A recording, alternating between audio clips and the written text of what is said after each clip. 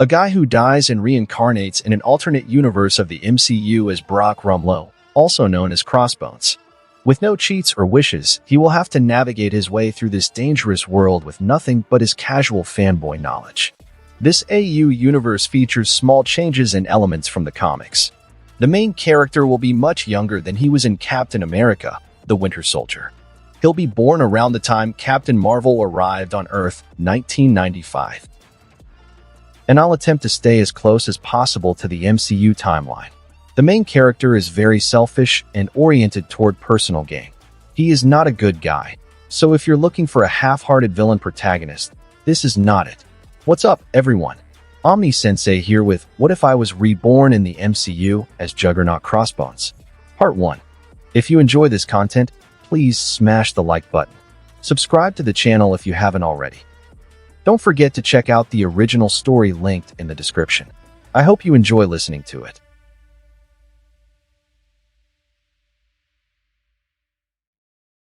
(1995) New York City, Presbyterian Hospital. It was cold. Why am I cold? I tried to move around to see if I left the windows open again, but found I couldn't move my body. What the hell? I tried to look around, but my eyes weren't opening. Okay, what the hell is happening? Trying not to panic, I felt something grasp my head and slowly start to pull back. I tried to free myself, but my body seemed not to want to listen to me. Before I could find another way to free myself, blinding light seeped through my eyelids, and I let out a manly scream. Or at least I tried to, but what came out were soft cries of a baby. It's a boy. Emily, it's a boy. A gruff, deep voice shouted out around me as I felt something soft wrap around my body. Oh my God, he's so cute. He looks just like you, Frank. A softer voice called out this time. She sounded tired but happy.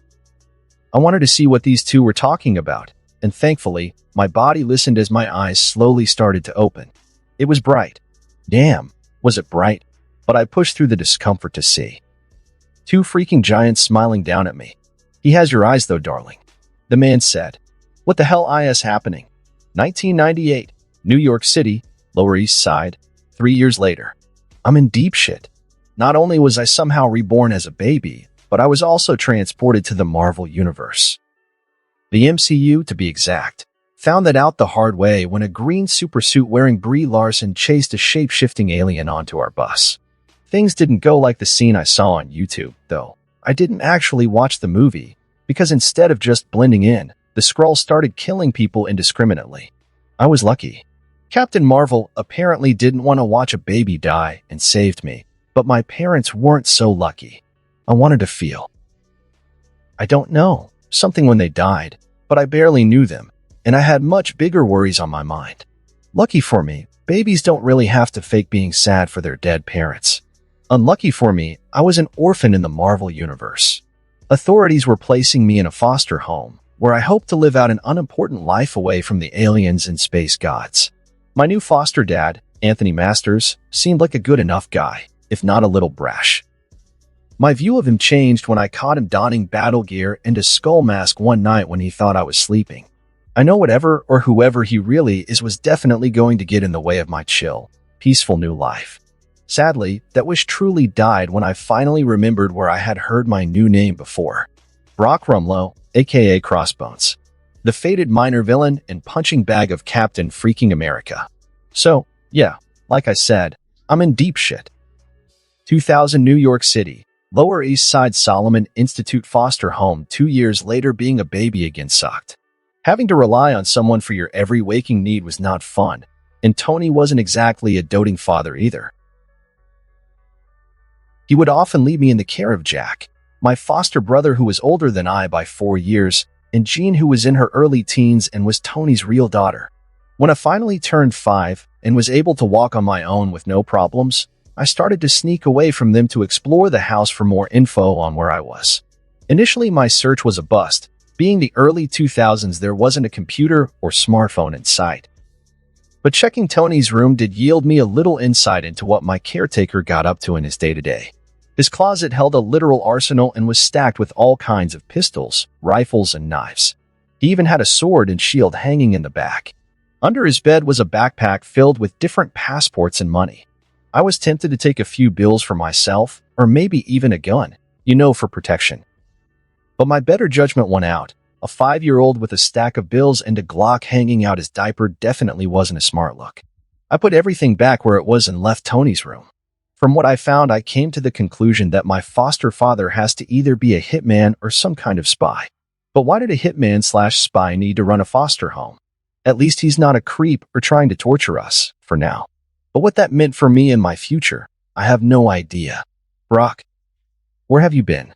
I turned and saw Jean standing behind me. Her deep green eyes were narrowed, her arms crossed, and a frustrated look on her freckled face. I turn around for 1 second, and you disappear on me? I scrambled my brain for a good excuse, then remembered I'm 5 years old, shrugged my shoulders, and said I was playing. Jean let out a sigh, flicked her shoulder-length blonde hair, and reached down to pick me up. Whatever. Come on, Dad just came back from his business trip. She led us outside the house where Tony was unloading bags out the front. Hi, Tony, I said, waving my little arm and playing the excited child. He never allowed Jack or I to call him Dad like Jean did. I supposed if I was a regular kid that would have for sure caused some childhood trauma. Sup, little man? Tony answered stiffly. I don't think he knew how to handle happy children. Makes me wonder how Jean was raised. Tony dropped his bag inside, then turned to Jean, the cold look never leaving his face. Have you finished the training assignments I gave you? He asked. The girl nodded. Both packages are en route to the client. I also took care of the loose end. He won't be causing any more trouble. Tony just nodded. How is Jack's training coming along? Jean hesitated for a second. He is proficient. Nothing special but usable. Tony nodded again, then gave a scrutinizing look to me, who was trying to keep the oblivious childish smile on my face while I was also panicking inside after hearing the crazy shit they were talking about casually. It's almost time to start the boys' training. See to it that he knows the basics before coming to me. Jean gave a trepidatious nod to her father, then looked at me with a bit of guilt reflected in her eyes. She turned back to him just as he turned to leave. See, couldn't we let him be a kid for just a little while longer? She asked nervously. Tony's back stiffened, and without turning back to face, he asked, Have you forgotten our cause, girl? His tone was ice cold, leaving no room for doubt anywhere near him. Jean lowered her head and weakly called out, No, father. Hail Hydra. I am in deep shit. 2003 New York City, Lower East Side Solomon Institute Foster Home, 3 years later. Word to the wise, if you ever want to try and make someone truly loyal to your weird neo-Nazi cult, don't torture their mind and body for 3 freaking years straight under the guise of making them better.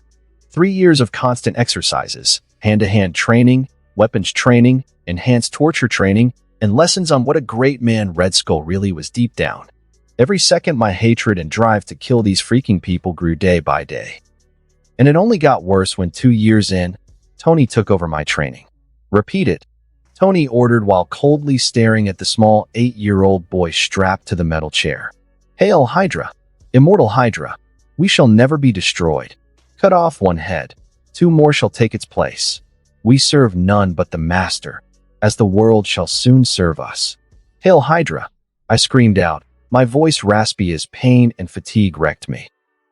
Tony pushes a button on the remote in his hand, and a small current of electricity traveled through the chair. Arg.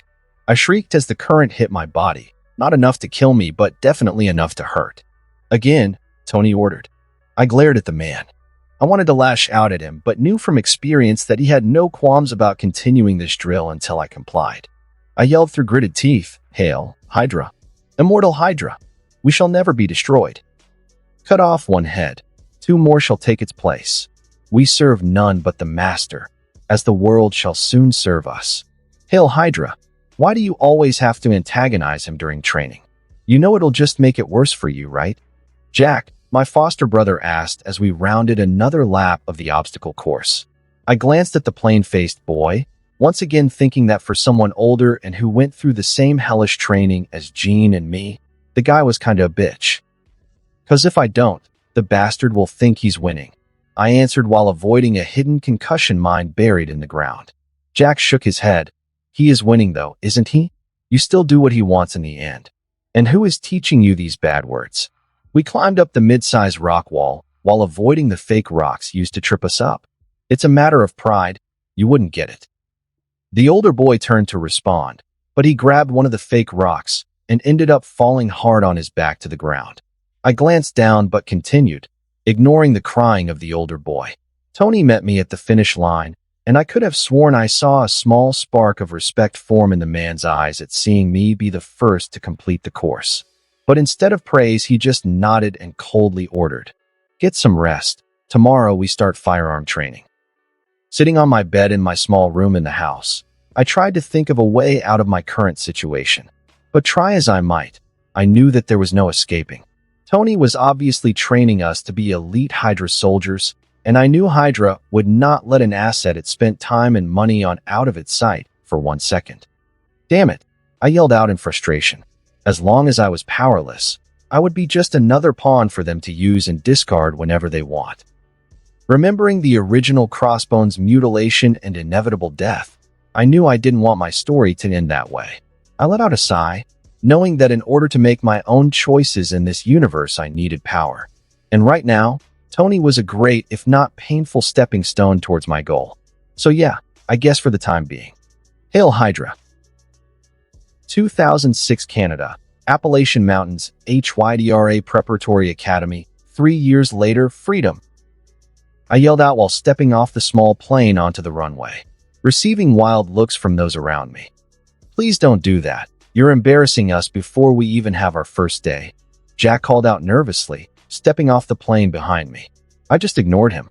This was my first time out of the prison that was my foster home for 11 years, and it was a trip to another country. I couldn't wait to finally see this new world I found myself. Cadet Rumlow. Please refrain from further outbursts while on campus grounds, or disciplinary actions will be taken. I glanced over and saw a stocky woman in a blue military uniform, scowling at me from my side. Her long, light auburn hair coiled together into a neat bun behind her, and a look of utter joylessness was on her face. Maybe I spoke too soon. Sorry, ma'am. Not knowing who this was, I decided to stay polite. Brigadier General Hale. But you will refer to me as General Hale during your time here. Is that understood? Her voice was soft, but still had that familiar coldness that Tony's had. Yeah, I definitely spoke too soon. Yes, General Hale. I didn't know whether to salute her or give a Nazi wave, so I just stood to attention in front of her, as I did with Tony. Jack still weakly standing behind me. General Hale scrutinized both of us before turning and expecting us to follow. Jack and I glanced at each other before picking up our packs and following after her. This academy was founded on the backs of brilliant minds who sought to pass down their knowledge to the future generation after them. Each of these men was instrumental in furthering our cause for a new revolution. Without them, I started to tune Hale out as we continued through the corridors of the school, passing countless portraits of old guys hanging on the wall. Apparently, Hale had a story for each and every one of them. I looked over at Jack, who was dutifully hanging on Hale's every word. Sigh. I wish Tony had allowed Jean to come. At least she would be fun to be around. But it seems Tony's actual child was too good to be taught by anyone other than himself. After what seemed like hours of Hale talking at us, we finally made it to our destination. It was a pure white-tiled room, with 2 cages sitting in the middle of the open space. 2 people were kneeling down in either cage with bags over their heads. General Hale walked in front of the cages and turned to face Jack and me, her hands clasped behind her back. Hydra Preparatory Academy is a prestigious institute where only the most illustrious of pedigrees are allowed within our walls. But seeing as the 2 of you are a part of Taskmaster's little experiment, both of you will have to complete a small test to enter. Taskmaster? Did she mean Tony? General Hale, what happens if we don't pass? Jack asked. Hale seemed to be pleased with the question and said, "Either you pass this test or you die, while these prisoners earn their freedom." The fact that she smiled when mentioning our deaths didn't give me a good feeling about our odds in this test. Hale gestured towards the 2 cages. Both of these people are young SHIELD agents captured by us last month. Your task will be to win a one-on-one fight to the death with your opponent. SHIELD agents? How the hell is an 11-year-old kid supposed to fight a freaking SHIELD agent? 2006 Canada, Appalachian Mountains Hydra Preparatory Academy. Cadet Rumlow, you're up first. Hale called to me, obviously enjoying the look of worry playing on my face. General Hale, shouldn't we at least get some info on our opponents? I mean, they have way more field experience than us. We need some kind of edge for this to be a fair test. I asked, hoping she would go for it. I needed something. Anything that would help me not die today in the shitty school. Hale pondered my offer for a bit before reluctantly agreeing. She snapped her fingers, and another cadet came into the room carrying 2 vanilla folders, handing one to both Jack and me. "You have 10 minutes, Hale said before turning and leaving us in the room with the captives. Jack looked toward me, clearly wanting to talk about this messed up situation we found ourselves in. But I ignored him and went towards a corner to study my file. Opening the folder, I saw a picture of a tall, slender, dark-skinned woman with short black hair braided to the sides. I was surprised to see I was fighting a woman, but thinking back to my short bouts with Jean, I knew that meant little in the long run. Looking down, I read the rest of the information in the file. Name: Akela Amador. Gender: female. Date of birth: June 14th, 1983. Affiliation: Shield. Clearance level 4. Alias: Angel. Bio: Akela Amador was on track to becoming one of the best agents Shield had to offer. Trained by Phil Coulson, Amador has remarkable skills. However, she also has problems with teamwork and trusting others. Coulson felt that he could nurture these qualities in her, so he pushed her, albeit perhaps too much. On September 1st, 2006, Amador led a raid into one of our gulags run by T. They chat, where she was captured and lost an eye, while the rest of her team was killed. Expertise: expert martial artist, expert marksman, proficient in hacking. It wasn't much info, but it was enough to make a semblance of a plan. My opponent was injured, missing her right eye. I could use that to try and get a leg up on her in the fight. Hopefully, she hasn't had much time to get used to her injury. I thought over all my years of training with Tony. This would be my first time using what he taught me in an actual fight where my life would be on the line. To be honest, I was scared. My hands wouldn't stop shaking and a pit settled in my stomach. All my thoughts were of doubt. Am I ready for this? What if I make a mistake that could cost me my life? Thousands of scenarios played out in my head, each one worse than the last. But even with my fear and all my doubts plaguing me, there was a small side of me that was excited. I wanted to see how I fared up against this woman, to see if I had what it takes to not only survive in this shitty universe, but thrive. Time's up. Cadet Rollins leave the room, and Cadet Rumlow get to the center. Hale's voice sounded out from seemingly nowhere. I got up and watched as Jack slunk out of the room. Readying myself, I let out a small prayer to whatever God was listening and made my way to the center of the room. Taking a fighting stance, I waited and watched as the small door of the right cage opened. Akela quickly leaped from the cage as binds around her hands dropped to the floor. But before she had time to pull the bag from her head to see, I stuck out with a kick to her legs, making her lose balance and fall to the ground. Scrambling to take advantage of the opportunity one just made, I quickly tried to pin her down and wrap my arms around her neck for a chokehold. Akela grabbed both my arms and easily flipped me over, slamming my back to the ground. Arg! I let out a wince of pain, wondering how the hell was she stronger than me, before remembering that while I was extremely fit, I was also still in the body of an 11-year-old. Akela took the quick lapse in combat to remove the bag over her head and survey her surroundings.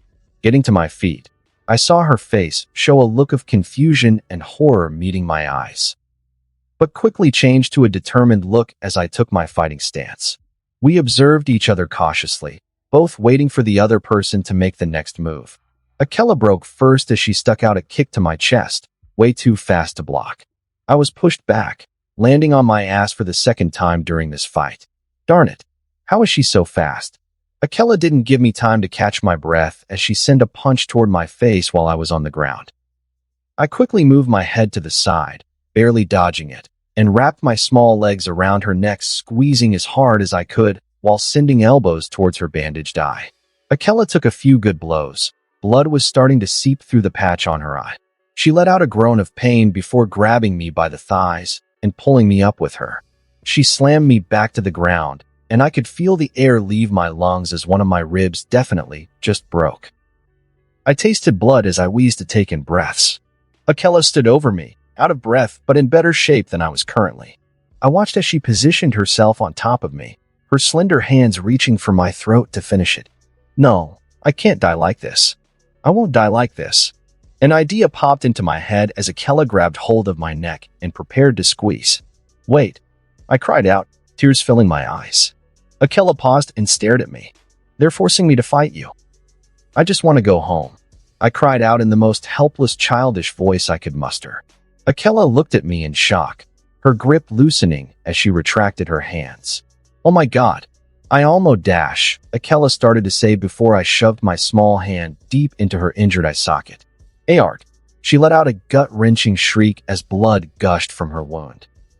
She tried to move away from me, but I moved my other arm around her neck, pulling her closer as I bit down with all the energy I had left on her throat. We stayed in that position for a couple of minutes. Akela screaming and trying to push me off. I latched onto her with whatever I could scratch, bite, or claw. Her blood was in my eyes and filling my mouth, but I didn't care. Even when she stopped moving in my arms, I didn't let go. I couldn't let go. Letting go meant death. A pair of strong hands grabbed me by the waist and pulled me off of Akela's body, a piece of flesh tearing off of her where my teeth were latched on. That's enough, soldier. A calming voice called to me. I turned and saw a middle-aged guy with a receding hairline staring back at me. Who are you? I snarled out as the adrenaline slowly left my body, making me fully aware of all my aches and pains. The man gave me a smug grin before answering, Agent John Garrett, combat instructor here at the school. I sank to the floor, breathing heavily as my body tried to recover any energy it could. John looked at me, then at the body before turning back. Your technique needs some work, son, he said, gesturing towards the mangled body that used to be Akela Amador. I glared up at him. She's dead, and I am alive. How I did it doesn't matter. He chuckled at that logic before nodding his head approvingly. I suppose you're right on that account. I guess I'll be the first to say, welcome to Hydra Preparatory Academy, Cadet Rumlow. He gave an expectant smile like I was supposed to jump up in the air and dance at his words. I just lowered my head into my lap and tried to recover some energy while reviewing the fight in my head. John was right, that wasn't a fight filled with finesse like they are in the movies. That was a dog fight. A dog fight. I was way too close to losing. A feeling of shame filled my heart. All those years of training for what? A fight in the mud. I wanted to be better. No, I needed to be better. 2006 Canada, Appalachian Mountains Hydra Preparatory Academy. After my fight, John led me out of the White Room while the other staff went to clean up Akela's body and set up for the next test. I was taken to a room opposite where I fought and saw a huge screen taking up an entire wall. On the screen, the inside of the White Room was shown. Couches lined the inside of the room facing the screen, and 3 people were currently sitting down chatting on one. Looking over, I saw Jack nervously standing in the corner of the room, trying his best to avoid the attention of the other 3 people. Cadet Rumlow, we were just discussing your interesting fight. Hale called out to me as the other 2 people stopped talking and looked over. One was a man with short white sandy hair and round circular glasses.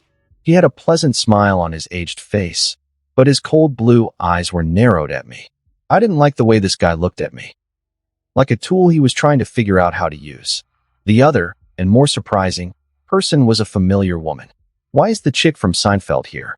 Shit. If I knew my life would hang so much on it, I would have watched everything Marvel had released and taken notes. Cadet Rumlow, this is Dr. Daniel Whitehall and Madame Contessa Valentina Allegra de Fontaine. Hale introduced the 2 people, receiving a friendly chuckle from the other woman. Please, I know it's a mouthful. Just call me Madame Contessa, she said, smiling while giving me a thoughtful look. John led me over, and I stood to attention in front of them. Even if I didn't know who they were, I could tell these people were important to the organization and wanted to make a better first impression than I did with Hale. Cadet Brock Rumlow. A pleasure to meet you, Madame Contessa and Dr. Whitehall. The doctor just continued to observe me quietly, while Madame Contessa gave me an intrigued smile. Oh, he's politer than I expected. From his fight, I pegged him to be the wild, rambunctious type. Madame Contessa gave me an uncomfortable once-over, then smiled while biting her finger. Cadet Rumlow, while I personally found your actions to be uncouth, you still passed the test. Welcome to Hydra Preparatory Academy. After Hale's dry welcome, I was pushed off to the side so the 4 adults could watch the next test. I wanted to see if there was anything I could learn, so I paid close attention to the fight. But 5 minutes in, I gave up. The fight was underwhelming. Neither of them showed any type of aggression or willingness to kill. Both were just landing superficial blows on the other.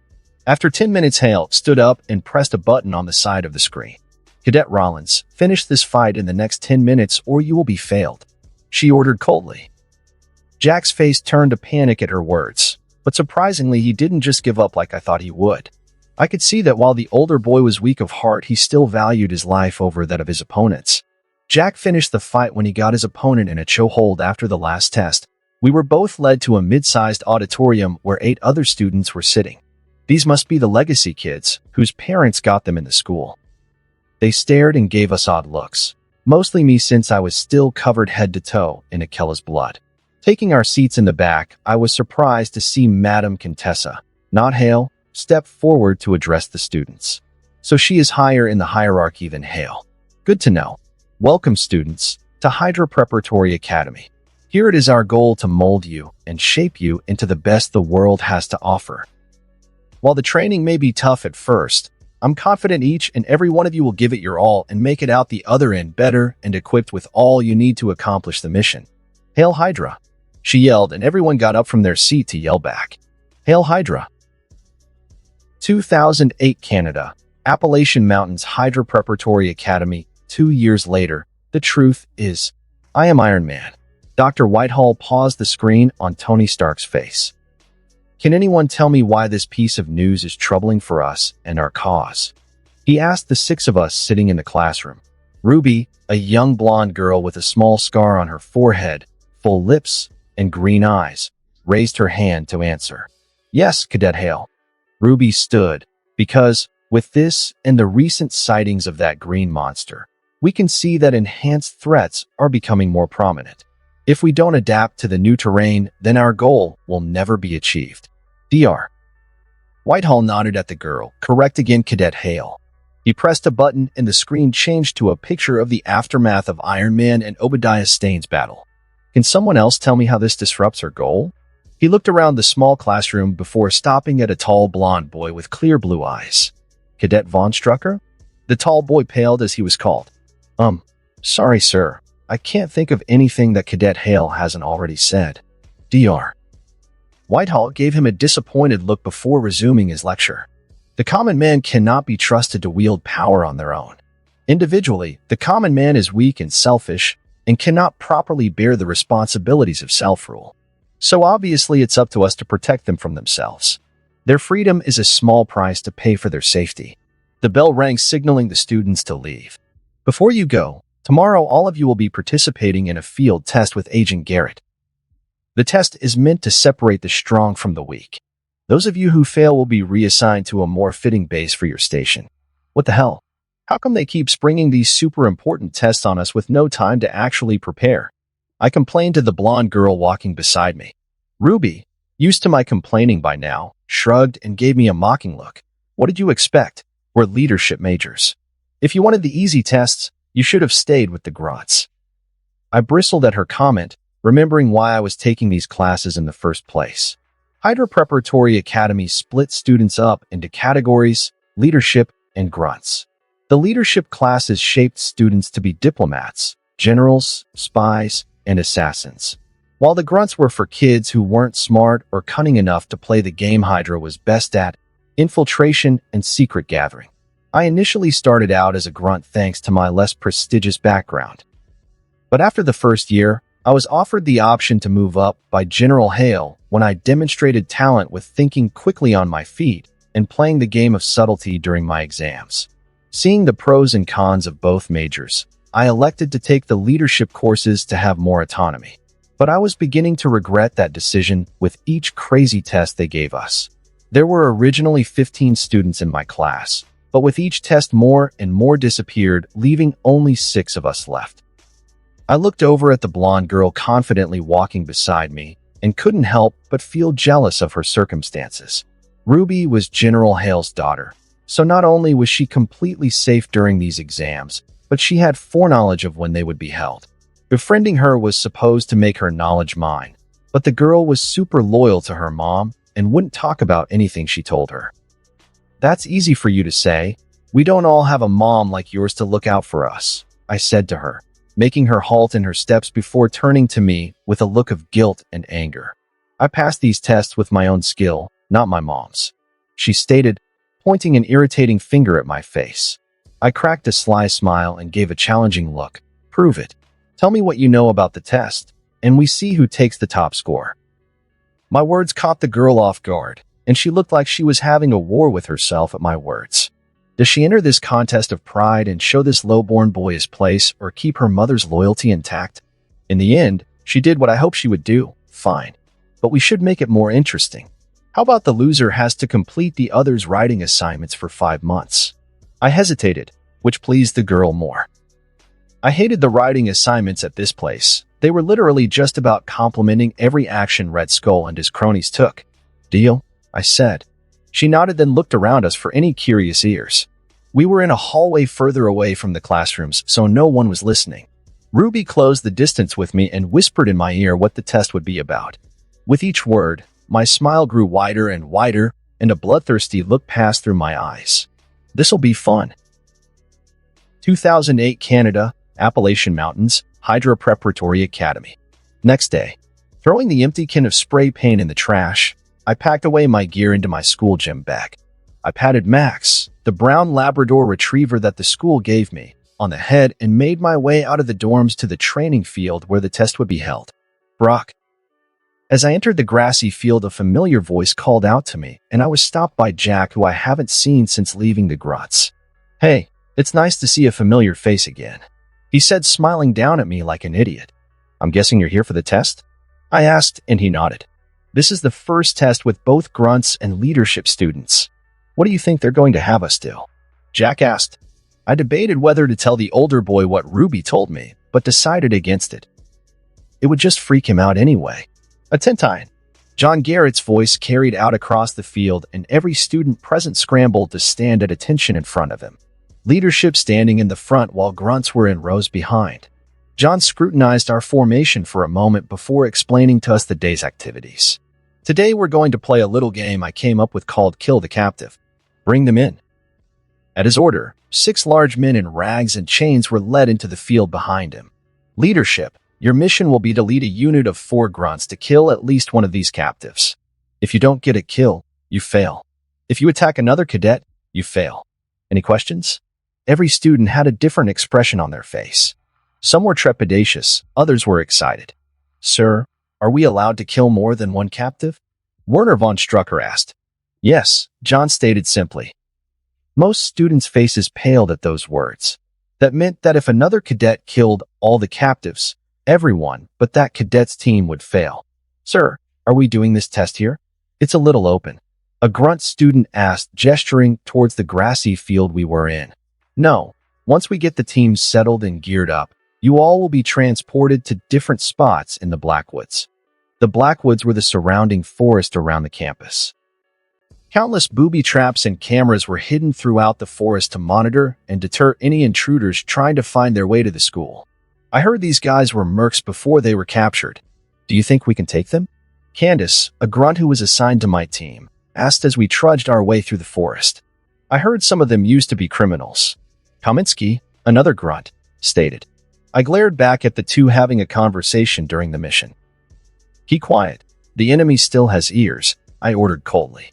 They reluctantly closed their mouths as we continued through the forest. My team consisted of 3 guys and a girl. Each was decked out in black tactical gear with a combat knife strapped to their leg and holding a silenced 45 Hong Kong dollars tactical pistol. I was wearing the exact same gear with the added addition of a metal black tactical mask with a white skull spray painted on the face. We searched the forest for any sign of our prey and lucked out when we found a set of footprints. I raised my fist, and my team, seeing my signal, slowed their steps and walked with caution, eyes scanning the terrain in front of us. I heard the rustling of branches and raised my hand palm flat as my team stopped in their tracks. I moved forward a bit to scout the enemy and saw one of the captives pulling a branch of a tree and trying to fashion a weapon out of it. I looked back and gestured for my squad to spread out and surround the enemy. As they complied, I dared to get closer and train my pistol on the target.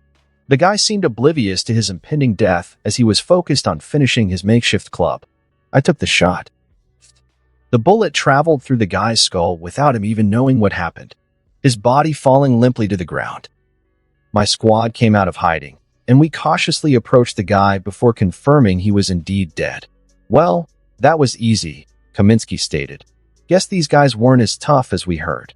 He gave a cocksure smile as he kicked the dead body. "Don't get cocky.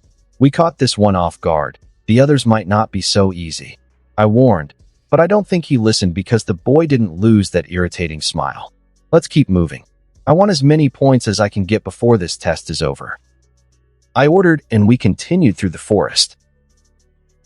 2 hours into searching the forest, and we found evidence of our next targets. There were 2 sets of footprints this time, and one of them seemed to be hurt because there was blood following behind the trail. We followed the footprints to a small clearing in the forest. 2 men could be seen having a heated exchange. One was sitting against a tree, his right leg bleeding, while the other was standing over him. I turned to my squad and started to tell them my plan when Kaminsky snorted at seeing the 2 men and just strolled into the clearing.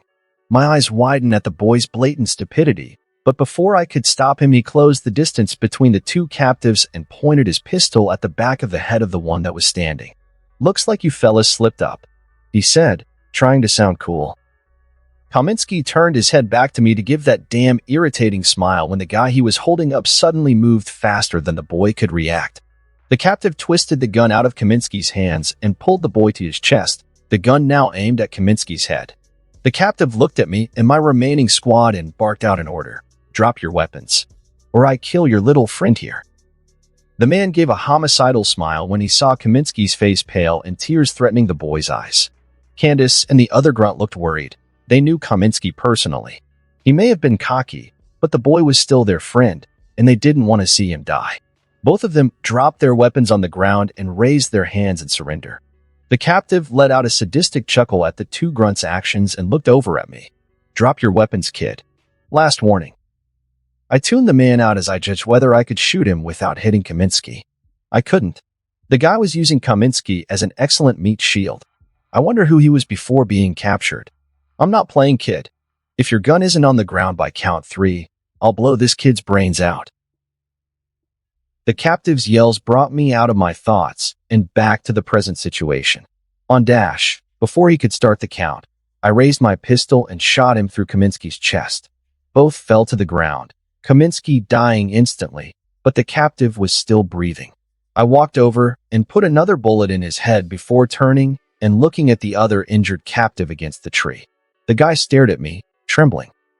My ruthless actions paired with my haunting skull mask left the impression of certain death on the man.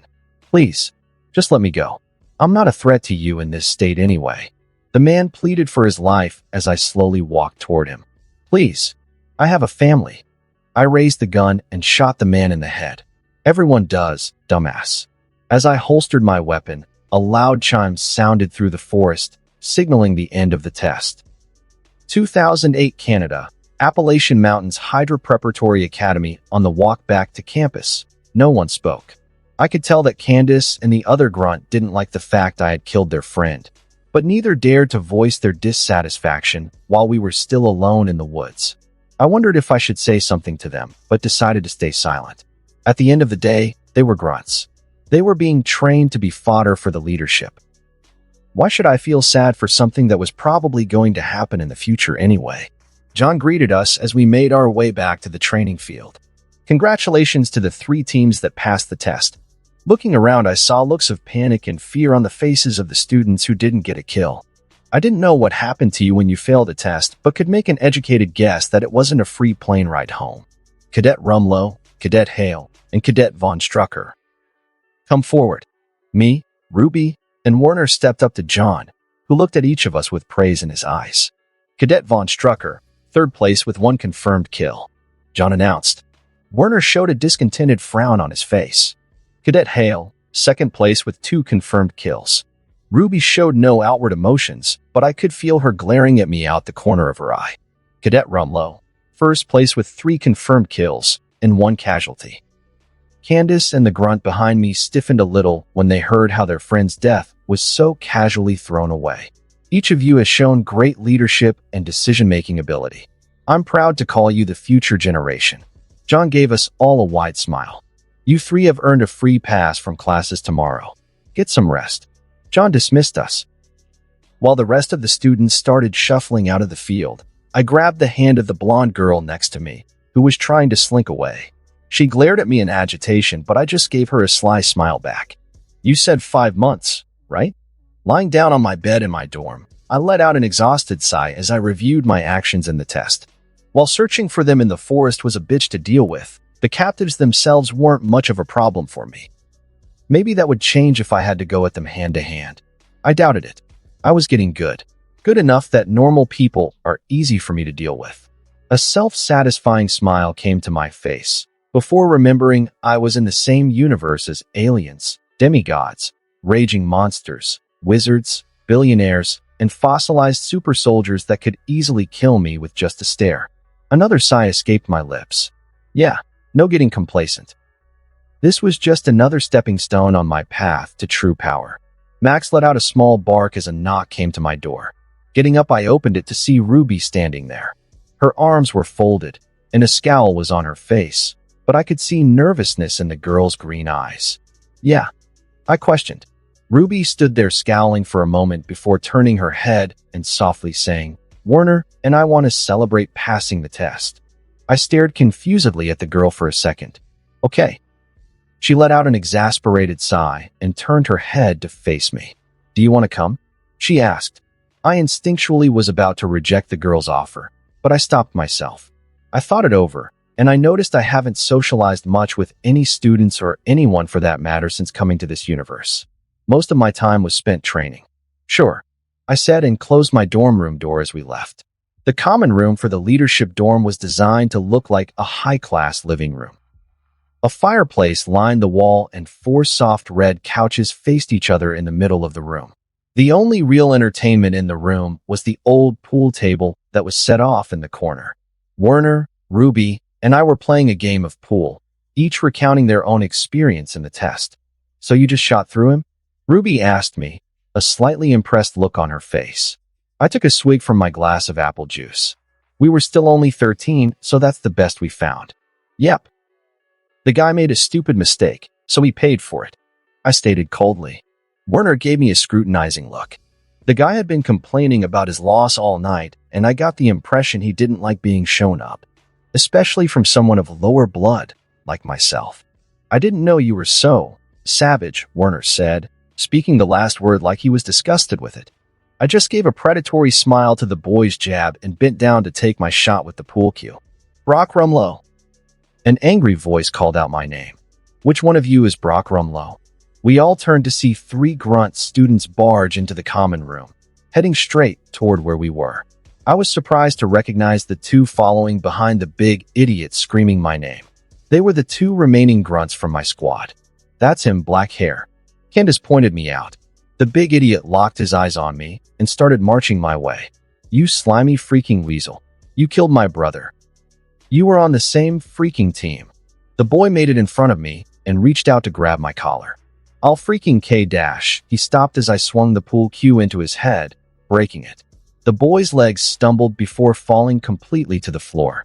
"Brock," Ruby called out next to me. I looked over and could tell the girl wasn't upset at the show of violence, but at the blatant disregard of her mother's rule of no fighting. "What?" I asked, shrugging my shoulder and giving her my best roguish smile. "I thought this was a party." Canada, Appalachian Mountains Hydra Preparatory Academy, 2 years later. "Hail, Hydra. Immortal Hydra. We shall never be destroyed.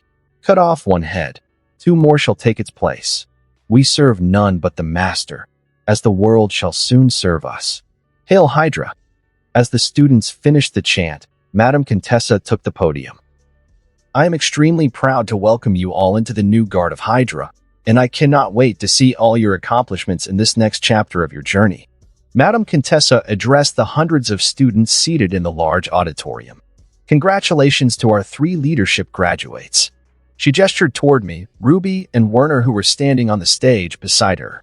We each wore a black militaristic jumpsuit with a familiar red emblem emblazoned over our hearts. All of your hard work and perseverance have led you to this proud moment in your lives. Best wishes on your next adventure. Hail Hydra! Hail Hydra! After the ceremony, each student shuffled to a different path as we were told to see our homeroom teachers for our new assignments. Moving to the side of the stage, I was stopped by Ruby, who placed a hand on my shoulder. I glanced back as she signaled me to follow her. Moving out of the auditorium, we made our way into an empty classroom as Ruby shut the door behind us. She turned towards me, her sad green eyes looking at mine with a hint of longing after the first bet. Ruby and I got a lot closer over the last 2 years. We would often make similar bets on the other exams. Some of the other would win, some they lost. They became less serious contests of pride and more friendly games of competition as we stopped caring who won. Ruby even started to visit my dorm room a couple of times late at night to blow off some stress. "So, this is it? We might never see each other after today," she said, moving closer to softly grab my hand. I nodded, wondering where she was going with this. "And maybe we could still keep in touch?" Ruby asked, looking up at me like a scared puppy. Sigh. I knew the girl saw me as more than just a friend with benefits. Don't get me wrong, I liked Ruby. She's a lot of fun when she's not sucking up to her mom. But that was it. She was nothing more to me than a nice distraction. "Sure," I said, putting on a smile for her. "I'll try and find out where you are when I make it to my new post." Ruby smiled at my lie and pushed her full lips against mine. I may not have had feelings for the girl, but she was still a valuable connection I would be stupid to throw away. I walked through the hallways towards my homeroom teachers, Dr. Whitehall, office door, and was met by Werner leaving. The boy was holding a black folder, but what caught my attention were the small red scratches on his hands. He nodded, then kept walking past me down the hallway. Shrugging, I raised my hand to knock on the door. "Come in." Dr. Whitehall's cold voice sounded from inside. I walked through the door to see Dr. Whitehall seated at a large oak desk. His hands were clasped, and 2 black folders lay in front of him. "Ah, Cadet Rumlow, please take a seat." He gestured to the chair in front of the desk. Sitting down, I noticed 2 small cages with a black tarp placed over them behind Dr. Whitehall's desk. "I must congratulate you again on the outstanding performance you showed over the years. I know it must have been hard keeping up with your peers, what with you being of clear lower birth, but I'm happy you persevered. Dr. Whitehall gave me a pleasant smile, not matching the cold contempt that was in the man's eyes. "I'm sorry to tell you, but there is one last test you have to complete in order to get your next assignment."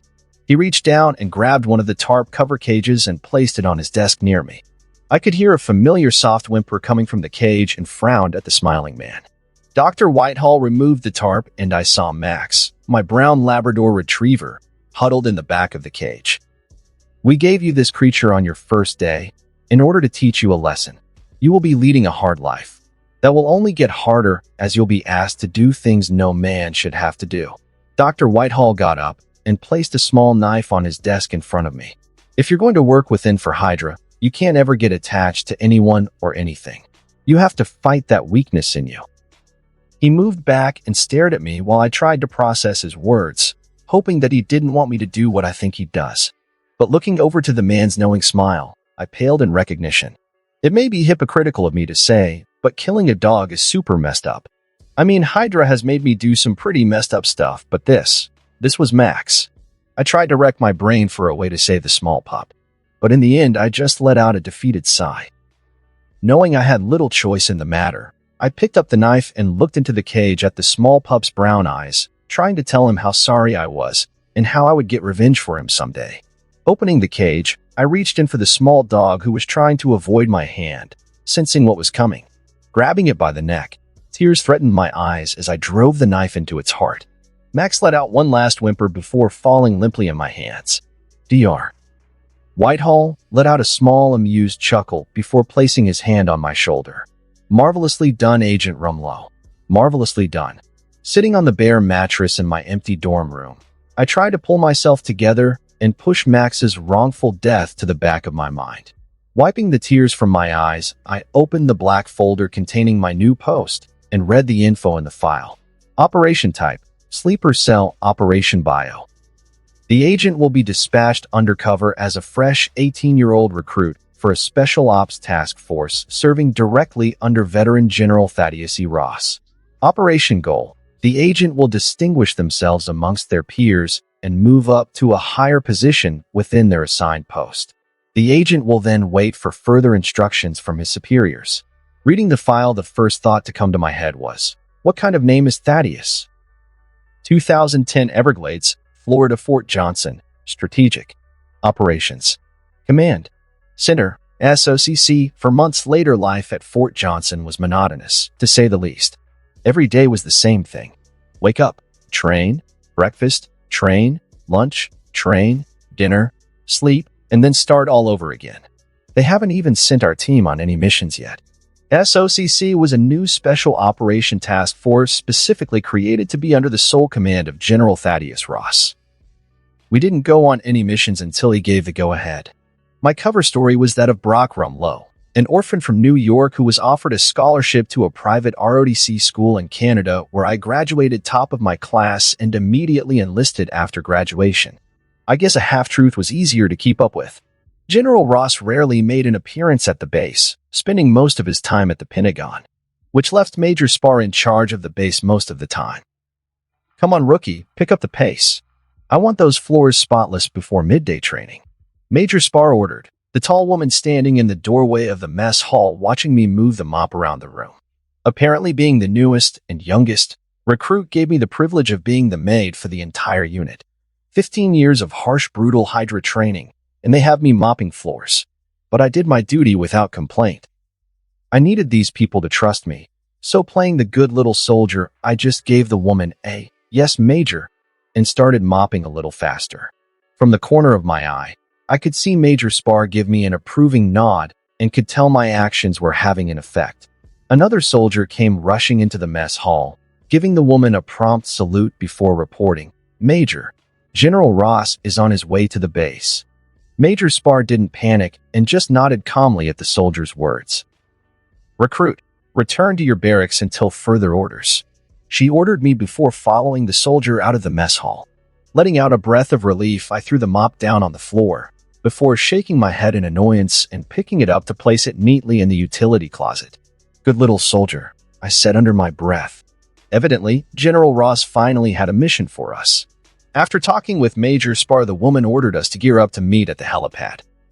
Putting on the black tactical gear they issued, I looked down at the painted black mask in the bag at the bottom of my locker. I missed wearing it, but individuality wasn't a big thing in the Army, so it would have to stay. We were met by General Ross at the helipad, the man giving the 40-plus soldiers a scrutinizing look. Four metal crates with Stark emblazoned on the front stood off to the side. "Good evening, gentlemen. Well, I won't sugarcoat it. Today you will be sent out on a very dangerous task." General Ross addressed us. "This is a bag-and-tag mission, so you will be issued special Stark Tech tranquilizing rounds." He held up a small silver dart with a pointed tip and yellowish-green liquid inside. "Because of the severity of this mission, we are also bringing in a specialist to lead this mission. You will show him the respect he deserves." As if on cue, a small helicopter approached the helipad and landed not too far from us. A sandy-haired man wearing a tan jacket and pants stepped from the helicopter and shook hands with General Ross. "This is Captain Emil Blonsky, a former Special Ops commander of the British Royal Marines." General Ross introduced the man, who gave us all a friendly wave. "All right, mates. Enough dilly-dallying bout. Let's crack on." Captain Blonsky spoke in a gruff British accent, ending General Ross's speech before it got too long. As we packed in and took off in the Airbus, General Ross finally debriefed us on the details of our mission. "Your target is a fugitive from the U.S. government who stole military secrets. He is also implicated in the deaths of 2 scientists, a military officer, an Idaho state trooper, and possibly 2 Canadian hunters," he explained. "So he's a fighter?" Blonsky interrupted. General Ross narrowed his eyes at the man. "Don't wait to see if he's a fighter. Trank him and bring him back," he ordered. Major Spar stood between the two and continued the debrief. "This is the target and the location. Snatch and grab. Live capture. You'll have your dart clips and suppression ordnance. but live fire is for backup only. We got local out there, but we want it tight and quiet. She handed us each a small vanilla folder, and I opened it to see. No, no, no, nope, nope, nope, nope. Hell no, not doing it. Get me off this damn plane. Inside the folder was a picture of a young Mark Ruffalo. Our target was Bruce freaking Banner, the freaking Incredible Hulk. 2010 Rio de Janeiro, Brazil. Banner's apartment 7 hours later. Emil Blonsky POV. Ross's soldiers positioned themselves around the apartment building as we navigated our way inside to the target's door. Camera. Ross ordered over the comms. A soldier with a tracker moves up and pushes a wire with a camera in its tip underneath Banner's door. The target was fast asleep. Here we go. Barking sounded behind the door as a dog notices the camera and bites it. Get rid of the damn dog, I ordered. The soldier retrieves the camera and begins putting charges around Banner's door. Take him, I commanded as the charges blow, and we breach the room. I quickly shot tranquilizer darts at Banner's bed, then pulled back the sheet only to find it was a pillow and another blanket underneath. The dog stood there barking at me while the rest of the soldiers clear the room, finding nothing. I peek out the window by the bed and notice a man climbing down the side. Target's on the move. I informed Ross on the radio as I shot a dart at the dog to stop it from barking. Where is he? Ross questioned. He's on the ground, I answered while watching the man slip to one of the buildings across the street. Engage. Don't lose him, Captain. Ross screamed over the radio. Let's go. Go. Move, move. I command the soldiers as we march out of the apartment building and onto the streets. I lead the men across the street where I see the target race out of the building onto the sidewalk in a sweatshirt with the hood up. As he approaches our military party, he begins walking to avoid suspicion. But I notice him. Go, go, go. I order the soldiers while racing toward the man. Go, go. Ross voices the same command I just gave over the radio. I look behind me to make sure I'm being followed when I see one of Ross's soldiers stop to move the civilians off the street. I'll clear everyone out. The boy calls out. Do not lose him. Ross's eager voice sounds over the radio, pulling me back to the chase. We chase the man through the streets and alleyways of Brazil. Oh, no. One of Ross's soldiers yells as he falls from a balcony into an alleyway below. We leave the man behind as we continue to pursue the target.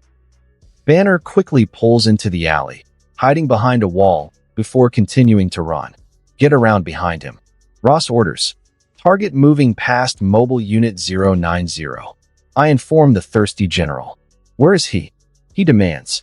I stop and look around, noticing a group of people rushing into an old soda factory. Target acquired.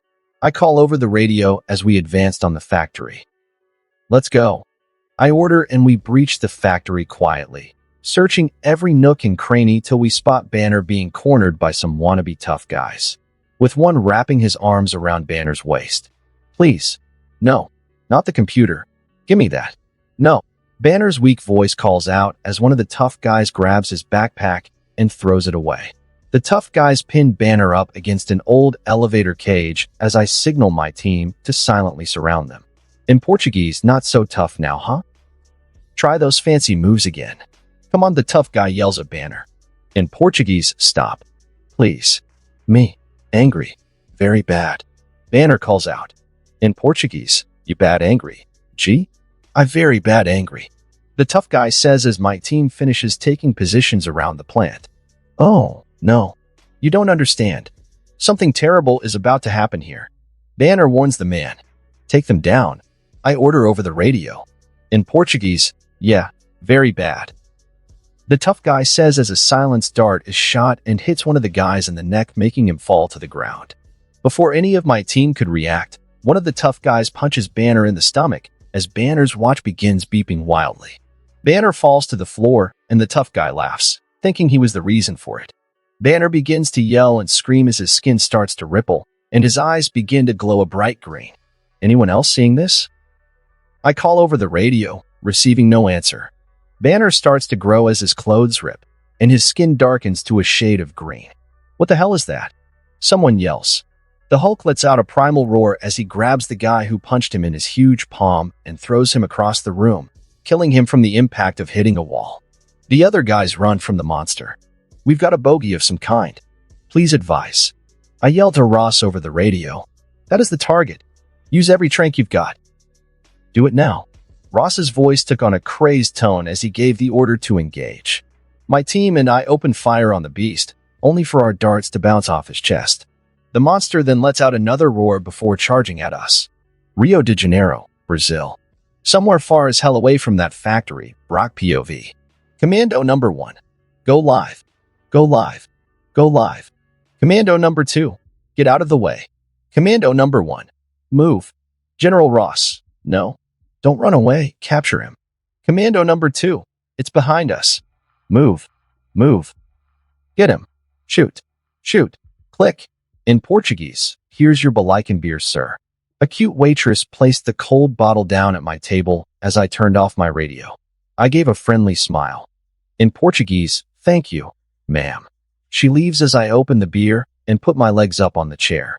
I was sitting in a little cafe down the street from Banner's apartment building. There was no way in hell I was coming anywhere near the Hulk, so using the excuse of clearing civilians off the street, I was able to relax while my unit rushed to their deaths on their own. I took a swig from the beer and found it quite refreshing with a hint of a sweet aftertaste. I reached up and turned my radio back on to check if anything had changed. General Ross. No. No. No. Attack. Don't run. Click. I leaned back and took another swig of my beer. Damn, that's good. I should get a couple more for the trip back. Everglades, Florida Fort Johnson, Strategic. Operations. Command. Center, SCC. 1 day later, Private Rumlow. Can you explain why I shouldn't have you court-martialed for abandoning your team in the middle of combat? General Ross yelled at me as I stood in his office with my arms folded behind me and back straight. After the failed ambush on Banner, the general called me to his office when he heard about my actions from Blonsky.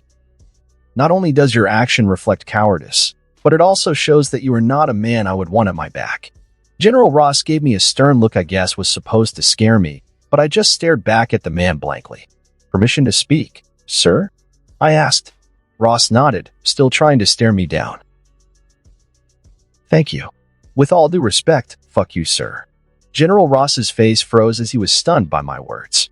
But before he could think of anything to say, I continued. While you were marching your men to a battle, they had neither the equipment nor the knowledge of what they were up against, which resulted in half the unit's death. I was off making sure the civilians were safely away from the battle. Major Spar, who was standing behind the general, discreetly nodded her head at my words. If you would like to court-martial me, sir, go ahead. I will make sure the jury has a full account of what happened during the mission, as well as provide them the recording of my comms from that night. General Ross paled at my words. I knew the man wouldn't actually do anything to me. Last night was a royal mess up for him with the Pentagon, and he was on thin ice right now. He wouldn't risk his career further for a private who's only been here 4 months. Ahem. I'll pretend I didn't hear that candid statement, Private, and just let you off with a warning. Return to your barracks, and this better be the last time I hear of you not fighting. Dismissed. Sir. I gave the man a stiff salute and turned around, a small smirk playing on my lips. 2010 Everglades, Florida Fort Johnson, Strategic. Operations. Command. Center, SOCC. 2 days later, General Ross POV. Hospital room, Army Medical Labs after hours and off the books. I watch over Blonsky as he gets ready for his first injections of the new repurposed super soldier serum. 2 medical techs make the preparations off to the side. After the failed ambush on Banner, I knew we needed more if we ever hoped to capture the man. Blonsky was the first to volunteer. Seems the soldier had something to prove after his first interaction with the Hulk. But who could blame him? All that power. And Banner had to be the one to claim it.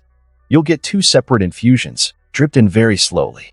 1 into the deep muscle, 1 into bone marrow centers. The bone ones are going to hurt. The medical tech explained to Blonsky as the man nodded while strapped down on the table. They're giving you a very low dose only. I need you sharp out there, disciplined.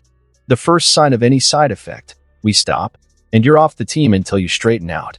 Agreed. I asked as Blonsky nods again. The guy was committed. I move off to the side of the room as the medical techs begin the first infusion. Aya Erg. Blonde Sky screams as his body convulsed wildly. Major Spar walks into the room, taking a quick glance at the screaming Blonde Sky before giving me a quick salute. "Sir, Banner has been sighted again in Virginia," she reported. I just nod at the woman's words as the medical techs start the second infusion on the screaming Blonde Sky. "Aya Ariark. Let's see the son of a bitch escape us now." Culver University, Virginia. One day later, General Ross POV. "What the hell is Betty doing here?" I screamed internally as thunder rumbled in the distance, a summer storm coming our way. Platoons of soldiers gear up around the 8 military Humvees stationed circling the perimeter of the university. Seated in the back of one of the Humvees, I watched the feed of one of our undercover operatives. On it was my daughter sitting on a bench flirting with my goddamn target. What the hell is that girl thinking? As they talk, I watch as Banner begins looking around him suspiciously, sensing something off. Shit. Watchdogs move out and cover the exits. Ground teams start to move in. Snipers, train your shots, don't hit the girl. I repeat, don't hit the girl. I gave out orders over the radio as people began clearing away from the open campus. Humvees and the soldiers around me begin moving in on the university, closing the perimeter. In the distance, I notice a couple of students watching our procession.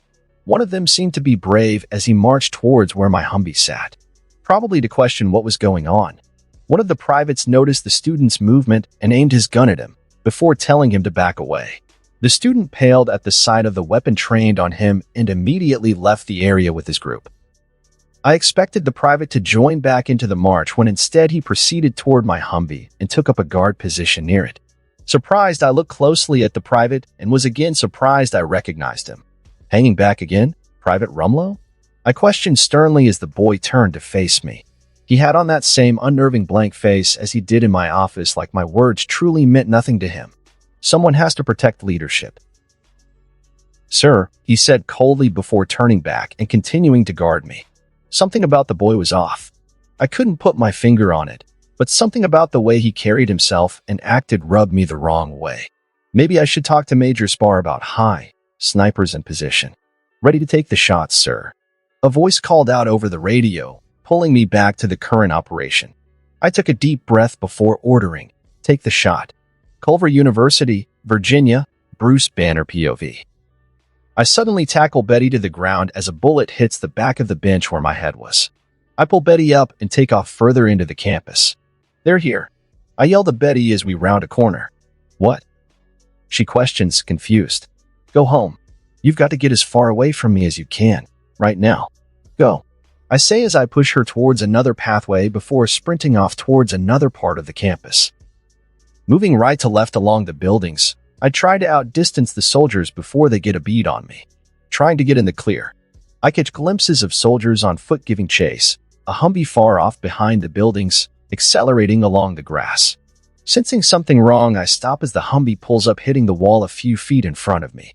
A sandy-haired man and 3 soldiers in tactical gear step out. The man gives me a smug look before I take off away from him and turn into one of the nearby buildings. Shit, he's going inside. The man calls out before following me into the building. I dash down a hallway as the men sprint behind me, closing in from my sides. Weaving through the hallways, I make a sharp right and start heading up a flight of stairs. I lose the 3 soldiers, but the sandy-haired man is close on my tail. How is he so fast? I burst through double doors and into a glass-enclosed pedestrian overpass, 4 stories up, leading to the next building. I rush to get across the overpass to the next building, but the 3 soldiers from before block the door from the other side. I move to turn around, but see the sandy-haired man blocking the other door. I was trapped. From the courtyard below the overpass, 2 soldiers with shoulder-fired grenade launchers step out and aim up at the glass. They fire and gas canisters shoot out and burst through the windows from below on either side of me. They collide into the ceiling, clatter to the floor, and immediately start filling the tube of the overpass with a paralyzing gas. My eyes go wide as I reflexively take a deep breath and hold it. As the air starts getting cloudier, I drop to my knees. Seeing the white smoke filling the overpass, I crawl over to the glass wall and start pounding on it, trying to break it. Having no luck, I look down and notice Betty running across the courtyard towards me, but 2 soldiers tackled her down to the ground. "Stop. Let her go," I screamed as I pound on the glass, feeling the anger start to take over. The tube gets cloudier and cloudier till a green hand suddenly bursts through the glass. Culver University, Virginia, General Ross POV. Oh my God. I watched as a barrage of machine gun fire pounded into the Hulk's right side. 6 soldiers with assault rifles supported by a Humvee with a mounted .50 cal. The rounds pepper the Hulk like bees, stinging and enraging him. He throws up an arm to ward them off, but then instead of being driven back, he turns and charges into the fire. The .50 caliber starts blasting as the Hulk raises up his hand like a shield. The heavy rounds pound against his palm and rake down his legs. But he still comes charging forward and the soldiers scatter. Blood, metal, and fire turn the campus into a battlefield. My soldiers screaming and begging for help on the radio. Blonde Sky, who was our last hope, lay crumpled and broken against a tree. General, a voice called to me from my side. I turned and saw it was the young Private Rumlow. The boy apparently hadn't abandoned me like the rest of the unit. It's time to fall back, sir, the private said. I looked back towards where the Hulk was smashing through Humvees like they were paper. Fall back. But falling back means failure. I can't fail again. Banner won't make me fail again. I took out my sidearm and aimed at the head of the green giant. The private moved to push me down and take the gun from my hands, but not before I got off a shot. The bullet hit the Hulk on his cheek, falling down harmlessly like I was a kid throwing a rock at a mountain. The Hulk turned his head to face me, and I could see recognition in his eyes. He remembered me. The Hulk lumbered closer to us and loomed over the private and I. 8 feet of pure muscle toned as tight as steel. The air around him was hot, and his very presence gave me a sense of fear I never knew I could feel. My hands and legs trembled as the giant reached his hand out slowly for me. Bruce. Betty ran over and touched the creature's massive arm. Please don't. She begged. The Hulk stared at her for a second, then gave me a quick, hateful glare before picking Betty up and jumping away from the carnage. I let out a breath I didn't know I was holding and patted myself to make sure I wasn't dreaming. Sir. A cold voice called behind me. Turning around, I was astonished to see Private Rumlow still with me. I figured the boy was a coward, but for him to stand with me in front of a monster like that, a measure of respect formed in my heart for the boy. What happens to the unit if you die on the battlefield? Private Rumlow asked me. Stunned by his sudden question, I answered instinctually, I suppose it would be disbanded for good. The boy stared at me for a second as if contemplating something before sighing and giving me an uncharacteristic smile. Let's get you home then, sir. Everglades, Florida. Fort Johnson, Strategic Operations Command Center, SOCC. 6 hours after second failed ambush, Brock POV. I sat in my cot in the barracks, twirling my mask in my hands nervously. After a while, I let out a frustrated grunt and threw the mask against the wall. I was pissed. Pissed with Hydra for putting me here. Pissed with Ross for taking us on those suicide missions, then almost getting me killed so he could go against the freaking incredible Hulk with a freaking pistol. But worst of all, I was pissed at myself. After 15 years, the reality that I am really in a fictional universe finally hit me. Watching these characters on the screen and seeing them in person are 2 very different things. I sighed and thought back to when the Hulk was standing in front of me. I couldn't move, breathe, or even blink in that monster's presence. It was like I was paralyzed. For some reason, I had this idea that after all my years of training, I would at least be able to get away from anyone after my life. But that moment was a wake-up call. I needed power. Not just learning to fight and use weapons. I needed true power. But how? Super soldier serum? Thoughts of the Hulk destroying Blonde Sky and then tearing his way across the battlefield came to my head. Not enough. Magic? No way I'm smart enough for that route. Plus, it would take even longer to learn. No, I needed something that would be immediate. Something that would make me unstoppable for anyone in my way. A thought popped into my head, but I quickly dismissed it as foolish. But the more I thought about it, the more the idea seemed interesting to me. Standing up, I grabbed my laptop and searched for one name. Kane Marco. 2010 Everglades, Florida. Fort Johnson, Strategic Operations Command Center, SCC. 2 days later, Brock POV. So, you want to take a leave of absence while we're still in the middle of a very serious operation? General Ross said as he was seated behind his desk. I nodded, Yes, sir. General Ross fixed me with that same stern glare. I need to ask why, Private? I put a weathered look on my face, showing fatigue. I'm tired, sir. This op has caused us to go up against that monster twice now. Both times I was one of the lucky few to come back. I need a break, sir. The general stared at me, his face softening a fraction. He could see I was at my limit, and I knew he didn't want to push a promising new soldier too quick off the edge. General Ross let out a bone-weary sigh and picked up my request form from his desk. How long do you think you'll need, Private? I take a second to think how long it would take to enact my plan. 3 months, sir. General Ross shakes his head at that. That I can't do, Private. At most, I can give you 1 month. Shit. I guess I'll have to skip a few steps. Seoul, South Korea, Incheon International Airport. 2 days later, getting off the plane. The thought of how stupid my plan was kept running through my mind.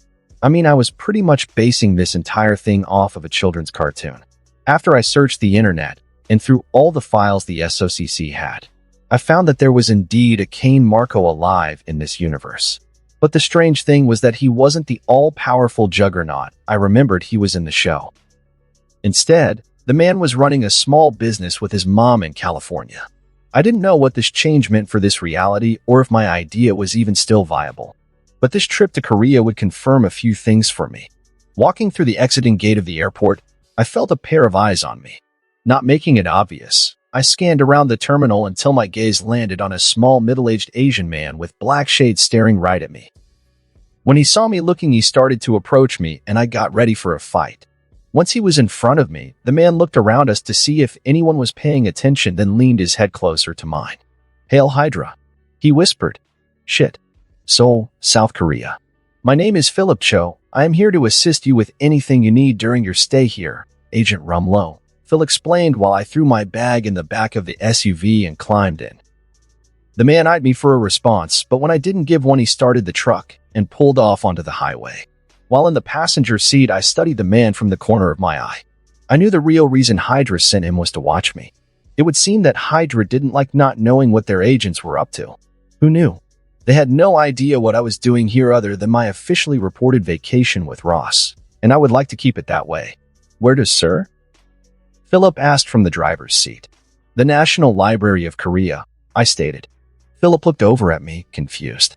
"The library, sir?" He questioned to get more out of me, but I sat there in silence while he took me to where I would be spending most of my trip. Seoul, South Korea, National Library of Korea. 17 days later, yes. I finally found something. Searching through this damn library was a freaking pain in the ass. At the start, Philip would try and supervise me, but after the first week when he saw I was just there to read, he decided to wait back at the hotel. After combing through millions of old books, scrolls, tomes, and inscribed weapons and items, I finally found 2 stone tablets on what I was looking for in the locked undercroft of the library. I gazed at the 2 stone tablets. The first showed a crude carving of 8 creatures at the top with small lettering written in old Edo script at the bottom. The second one showed a more detailed carving of a giant crab-like man seated on a throne and had the same writing at the bottom. Because I couldn't read the script, I would have had no idea this was what I was looking for if not for the single word written in English at the bottom of the more detailed carving. Siderak, Seoul, South Korea, Gangseo District. 2 days later, finding a translator for the tablets was difficult. I knew nothing about the area and didn't even have a place to start looking. In the end, I had to do something I really didn't want to do. I asked Philip. The man questioned why I needed a translator, and I made up a story about being on a secret assignment and that I would inform him about later. The guy looked at me with skepticism but took me to Gangseo District to meet someone he knew that could translate Edo's script. We walked into a small shop at the end of a deserted alleyway in a bad neighborhood. An old man stood behind the counter of the shop and gave us a friendly smile. Philip stepped aside and motioned for me to talk to the old man. I stepped up to the counter and placed my bag on it. "In Korean, I need you to translate some stone tablets for me." I opened the bag and showed the old man the tablets. Out of the corner of my eye, I noted that Philip was extremely interested in what I was doing. The old man picked up the tablet gently and turned them over in his hands. "In Korean, I can do this, but it will take a couple of hours." I nodded to the old man, agreeing. as he guided us to the back of the store where a small workbench and 4 chairs sat. In Korean, "Please have a seat while I get to work. Would you like some tea?" We declined the old man and took a seat on the small chairs. While the old man got to work, I asked Philip a couple of questions to get his guard down with me. At first, the man spoke one-word answers, but when I asked about his family, a small smile came to his lips as he talked about his wife, son, and daughter. The guy seemed to love his family a lot. Seoul, South Korea, Gangseo District. 3 hours later, the old man, at last, finished his work and handed me 2 tablets back along with a single sheet of paper with the translation. I eyed the piece of paper and then looked back at the old man. In Korean, "This is it? This is all that was on there?" The old man simply nodded his head. In Korean, "Yes. That was all the 2 tablets held. I don't know why you're interested in those old legends anyway." The old man stopped talking in shock as I pulled a small knife out of my pocket and stabbed Philip in the neck. Why? Philip questioned while holding his bleeding neck. I just stayed silent and watched as he eventually fell to the floor, lifeless. The old man just stood there wordlessly, paralyzed in fear at my brutal show of violence. I turned my head to the old man. In Korean, "Sorry," I stated simply as I stabbed him in his carotid artery. The old man didn't even get a word out as simply bleed out on his own shop's floor. I took a small gas canister out of my bag and started splashing it around the shop before lighting a match and throwing it. The small shop began to be engulfed in flames behind me as I calmly walked back to the hotel. Seoul, South Korea, Solaria Nishitetsu Hotel. 1 hour later, settled back at the hotel, I take out the translated page and start reading it. The first tablet had information about the Octessence, an assembly of 8 rival entities who sought to prove themselves the most powerful of all. But instead of entering into open conflict, they set the wager of the Octessence, in which each member would empower a mortal using a totem to fight against each other for said principality as its exemplar. The entities all then had temples created to house their totems, and once a mortal became an exemplar, a spell would be triggered, drawing others to the temples and creating 8 exemplars in all. The second tablet talked about the location of the Temple of Sidorak, one of the 8 in the Octessence, as well as little info on the being itself. An immensely powerful entity, Sidorak was described as being both a god and a demon. Other than the guy's titles like Master of the Raging Storm or One True Rage Father, there wasn't a lot of info on him. Putting down the paper, more doubts about my plan popped into my head. Was this worth it? If I gamble and lose, would there be another chance for me? I stood and walked over to the window looking down at the beautiful city. My entire life since coming here has been a gamble. I gambled with my life when training with Taskmaster. I gambled with my life at the academy. I stood inches away from the Incredible Hulk when he was in full rage mode. A cold, determined look came to my eyes as I made up my mind. Life is a gamble, and you don't win if you won't play. I slash in. Okay, I guess I need to explain a few things to you guys. In this AU, Sidorak and the Juggernaut's powers will work differently than what you've already seen. I want to lean a little more into the wager of the Octessence and the unexplored lore and mythos of Sidorak, but the MC will not be his slave. 2010 Seoul, South Korea, Gajewol Forest, Jeju Island. 5 days later, Brock POV. Searching through the forest for the temple was more complicated than I expected. After so many years, the coordinates I got from the stone tablet were all but useless. Looking at my watch, I saw that I had wasted another day looking for this damn temple. Finding a spot to camp, I made a small fire and watched as the sun started to sink in the sky. Leaning against a tree, I thought about whether I was doing anything wrong. In the show, Cain and Xavier just stumbled upon the temple. Yet here I am with 5 freaking days of searching and still nothing. Closing my eyes, I utter a weary sigh. Maybe I'm just wasting my time out here looking for something that doesn't exist. A twig snaps a few feet away from my camp. My eyes snap open as I survey the surrounding forest, my hand slipping slowly towards the machete in my bag.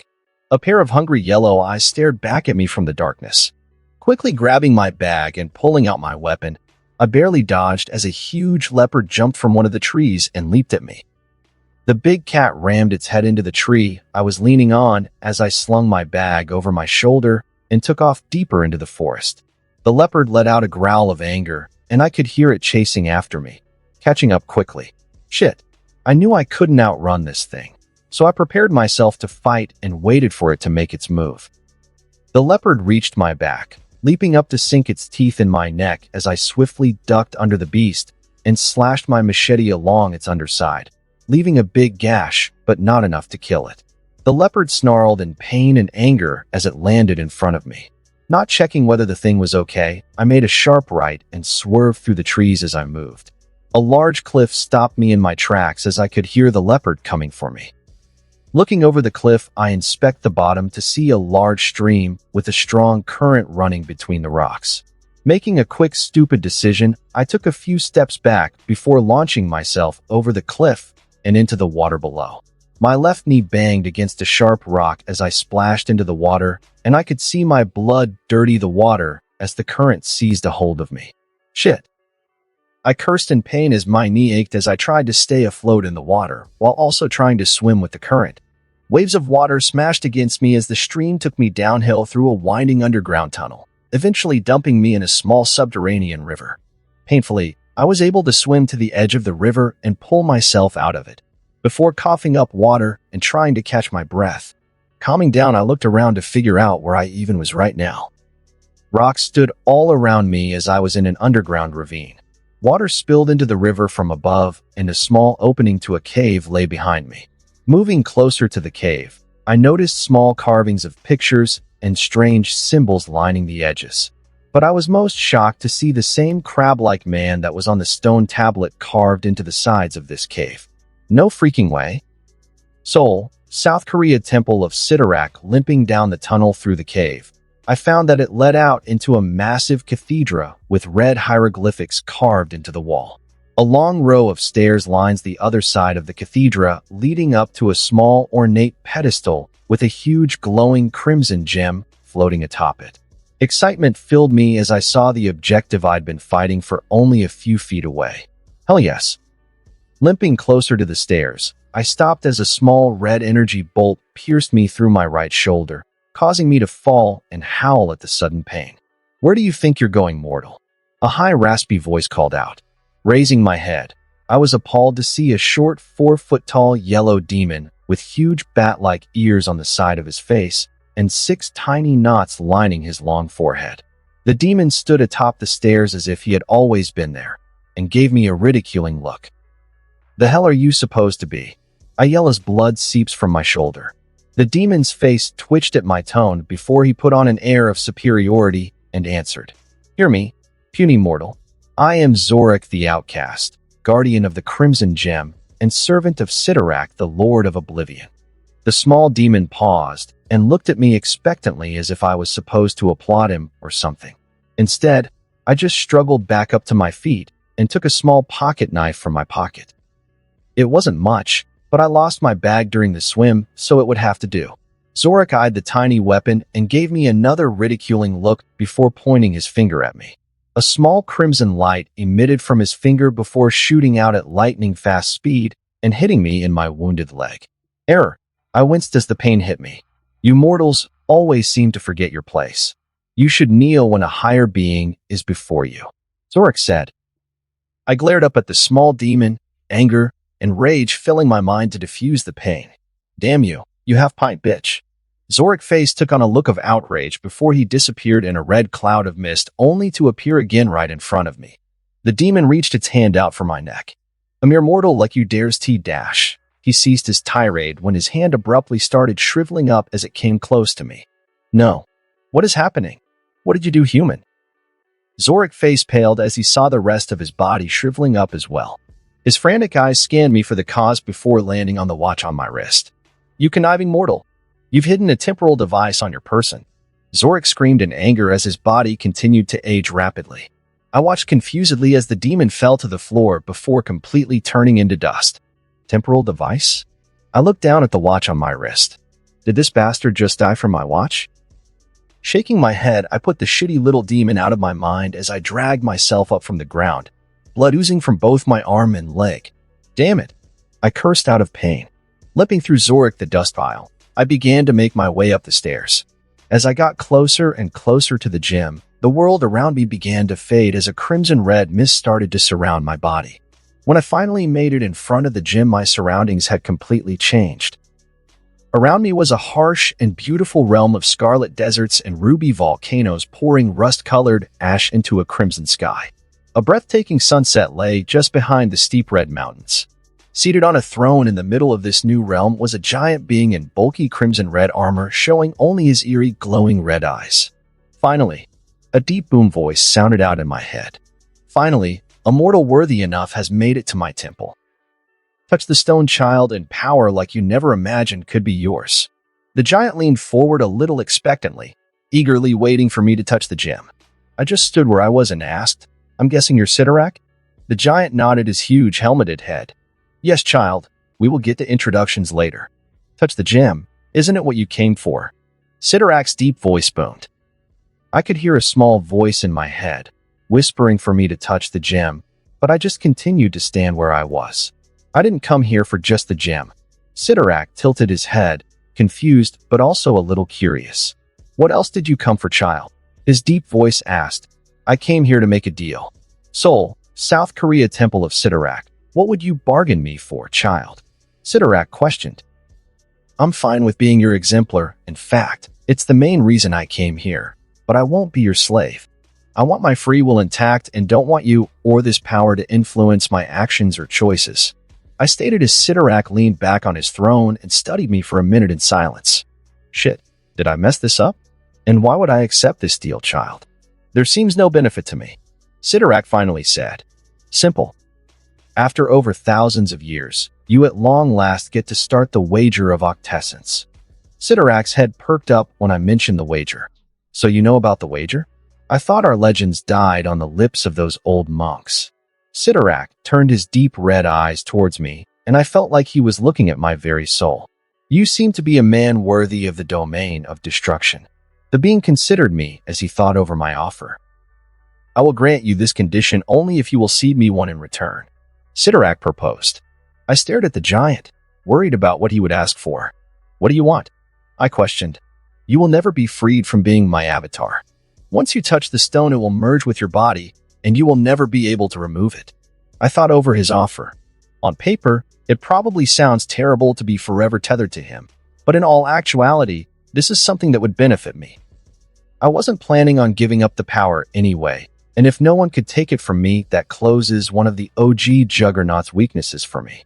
Except, fine, I'll agree to this term if you add that you also won't be able to get rid of me as your exemplar. Sidorak peered down at me, probably weighing if it would be worth it to pick me as his exemplar. The guy could easily just kill me and wait another 1,000 years for someone else to show up. I agree, Sidorak's deep voice stated. I screamed in excitement internally, happy that this mission was almost complete. Sidorak raised his hand from his throne, and the gem started to glow a deeper shade of crimson before returning to normal. The deal is struck, child.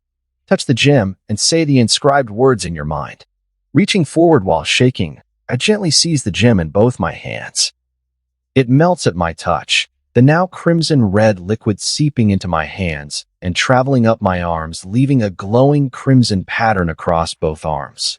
Words seemed to pop into my head as I began to feel a tremendous amount of power pour into me. Whosoever touches this gem shall possess the power of the crimson bands of Sidorak.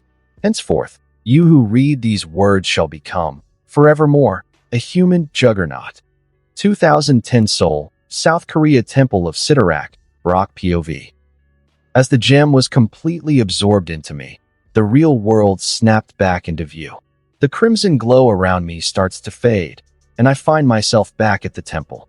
Checking myself over, I was surprised to find that my leg and arm had entirely healed. But that wasn't the only change, as inky black tribal markings now branded both my arms. Turning them over, I studied the detailed markings and noted that I could feel a faint pulse of power coming from them. With each vibration of power, I felt more strength enter my body. My senses became clearer as my muscles filled out a little more. After a minute, the markings stopped pulsing, and the feeling of getting stronger stopped.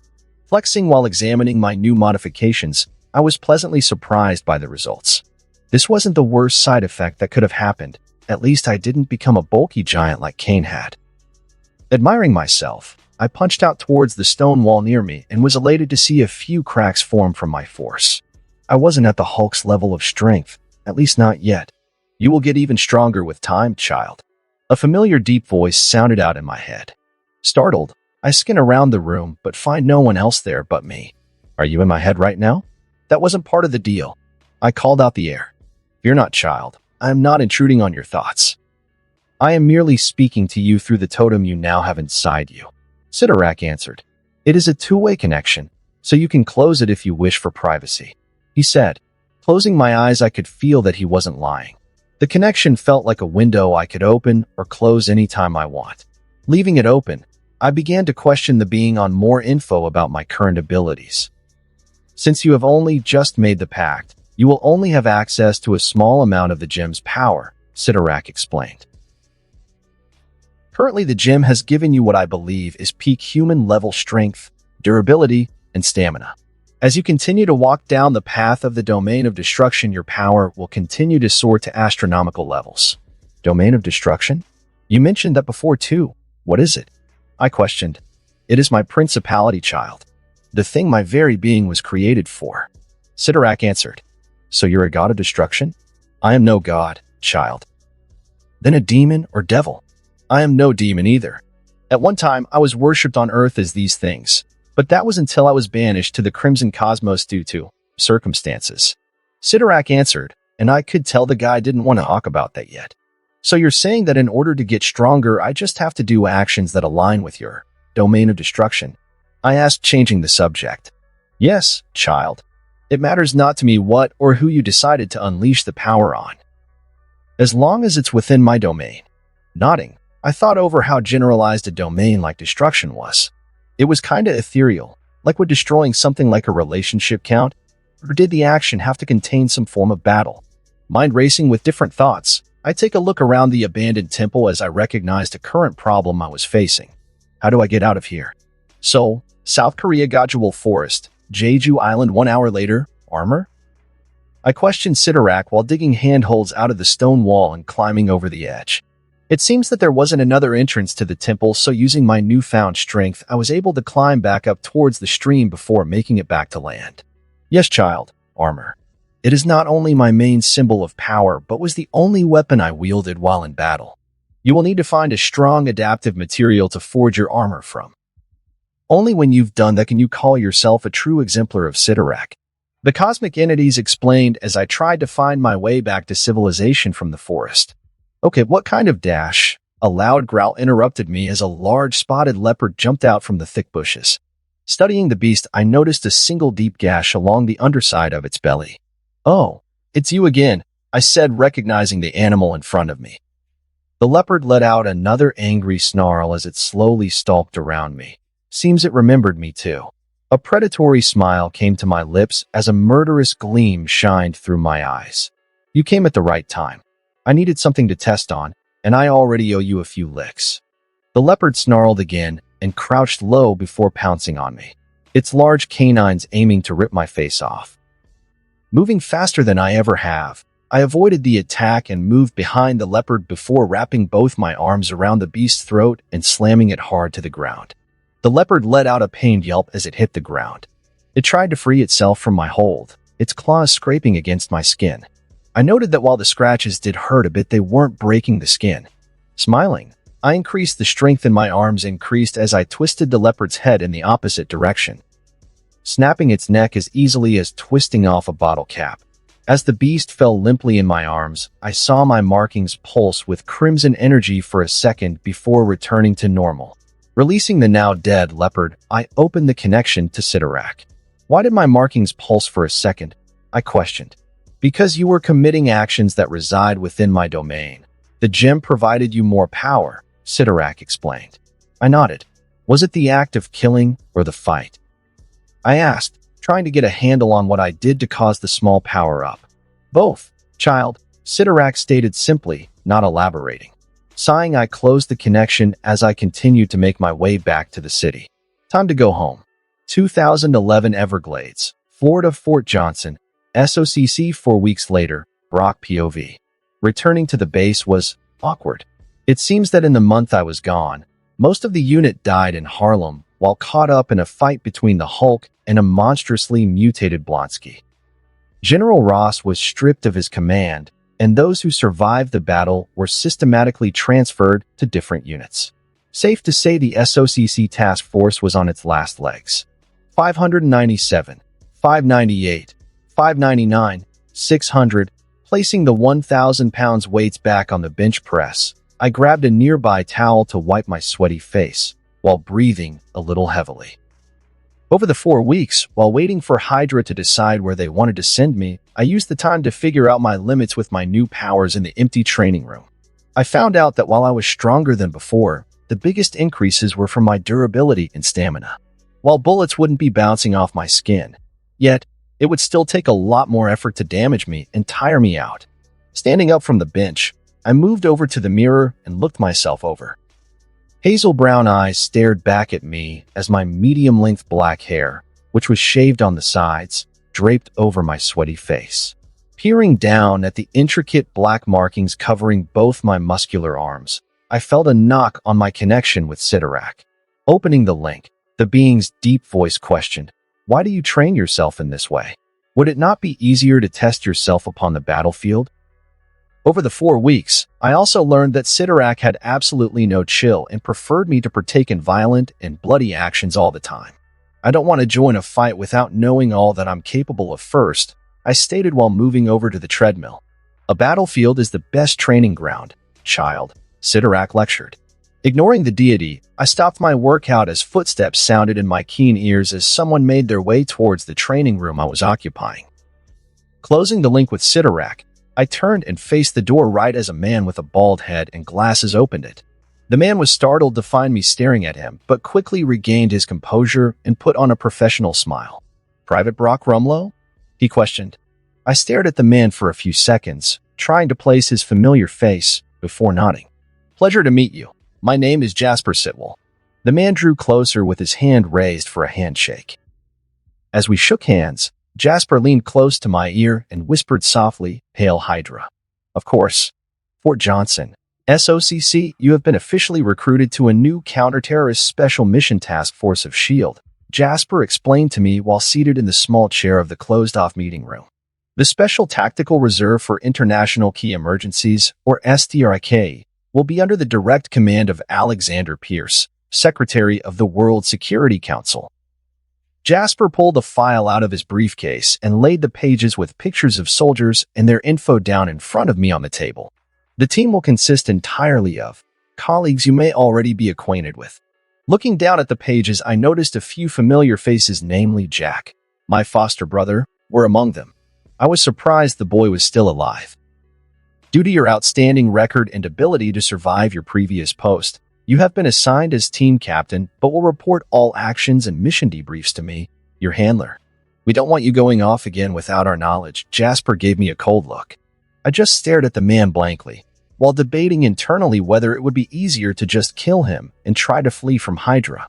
I let out a sigh before shaking the thought from my head. Right now, I was about at the strength of a low-tier super soldier, while Hydra had armies of spies, winter soldiers, and experimented on enhanced humans. I needed to build up my power more before I could make any kind of move yet. "Yes, sir," I stated simply as Jasper gave me an approving nod. "Great. So we will get you MOV dash." The man was interrupted by the ringing of his cell phone. "Excuse me," Jasper said as he picked up the phone and answered. We sat in silence as he listened to the person on the other end, before confirming something and hanging up. "Seems like we just got the team's first mission. Grab your belongings and gear up.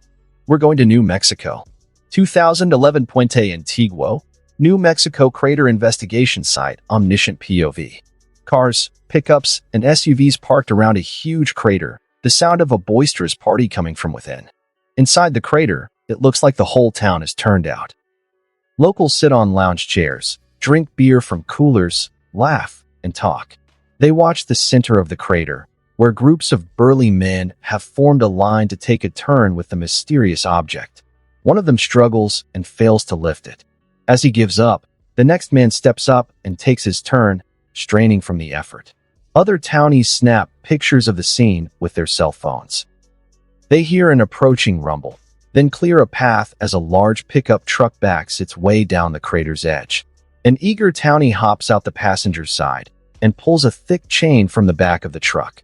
He fastens one end around the object, then securely affixes the chain to the bumper and the rear of the undercarriage. "Okay, let her rip," the eager townie yells to the driver. The townsfolk watched as the pickup's engine roared, then strained, its wheels spinning futilely, until finally the rear of the truck, along with the back wheels and axles, break off and go flying. People nearby dive out of the way, while the townsfolk laugh, the party continuing. None of them notice as on the crater's edge above them, an imposing government vehicle pulls up to a stop. A Fed in a black suit climbs out and peers down at the boisterous gathering below, his eyes fixed on the object at the center of the crater.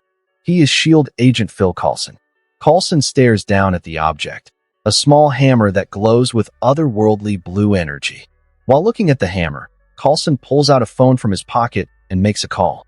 "Director Fury, we've found it. 2011 Puente Antiguo, New Mexico, Isabella's diner." One day later, omniscient POV.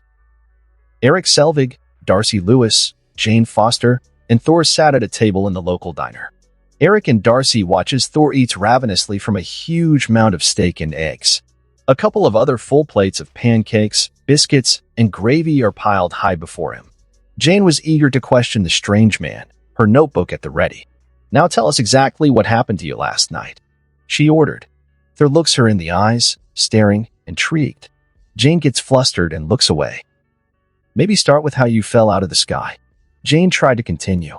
"And how you could eat an entire box of Pop-Tarts and still be this hungry," Darcy added.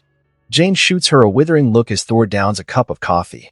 "This drink, I like it," Thor's resounding voice called out after gulping down the coffee. He hurls the empty mug at the ground, shattering it. "Another," Thor demands. "What was that?" Jane asks. Thor, not understanding the woman, looks around as the other patrons stare at him. "That drink was delicious. I want another." He stated simply, "Then you should just say so." Jane explains. "I just did. I mean, ask for it. Nicely. I meant no disrespect." Thor apologizes. "All right. Then no more smashing. Deal?" Jane purposes as Thor nods his head in agreement. "You have my word." "Good." A few townies, looking unkempt, enter the diner and take a seat at the counter. "The usual, please, Izzy." One of them calls out as the owner Isabella pours them a couple of cups of coffee. "You missed all the excitement out at the crater last night." One of the townies informs Isabella. "What crater?" the woman asks. "They're saying some kind of satellite crashed in the desert." The townie explains. Jane and Eric, overhearing this, exchange a look and turn to the townies with interest. "We were having a good time with it till these feds and soldiers showed up and chased us out." The townie continues. "Excuse me, did you say there was a satellite crash?" Jane asks. "Yep. They said it was radioactive, and I had my hands all over it. I'm probably super sterile now." One townie exclaims while laughing. "What did the satellite look like?" Eric asks. "I don't know anything about satellites, but it was heavy. Really heavy. Nobody could even lift the damn thing." This gets Thor's attention as he springs to his feet and heads over to the townie, pulling the townie around to face him. "Where?" Thor asks eagerly as the townie struggles in his grasp. "About 12 miles east of here." Thor grins at this, his spirits soaring, as he quickly strides out of the diner. Jane, Darcy, and Eric run to catch up to him. "Where are you going?" Jane asks. 12 miles east of here," he states while starting to stride determinedly down the street. Jane moves to walk beside him. "Why?" she asks. "To get what belongs to me." Puente Antiguo, New Mexico. SHIELD. Crater investigation site. 5 hours later, Thor POV. Jane's truck cut off the road and heads over the rugged terrain. Storm clouds roll in over the desert sky. As Jane drives, pumped with adrenaline, nervous and excited, I sat beside her, upbeat and eager for battle. "I've never done anything like this before. Have you ever done anything like this?" Jane asked as I look over at the beautiful woman, amused by her excitement. "Many times. You're brave for doing this." I tell her. "My entire life's work is gone. I really don't have anything left to lose." Jane says, "But you're clever. Far more clever than anyone else I met in this realm." "This realm? Why do you talk like that?" Jane asks me. "You think me strange?" I question as Jane laughs but catches herself. "Yeah, Just a little, she states quietly. Good strange or bad strange? I ask. I'm not quite sure yet. She looks over at me and sees me staring at her. We got lost in each other's gaze, distracted as the truck lurched to the side. She quickly returns her eyes forward and regains control of the truck. Sorry, Jane says as the truck heads away, continuing up a hillside before revealing a bunch of lights illuminating the valley beyond. As we move closer, we see the glow comes from a massive military base now set up around the crater. Vehicles, trailers, and barricades surround the crater as armed guards man a gate in the razor wire fence that runs 50 yards from the crater's edge, enclosing the complex. Jane and I park the truck a few feet away and crawl to the edge of the ridge, looking through binoculars to investigate the impressive base.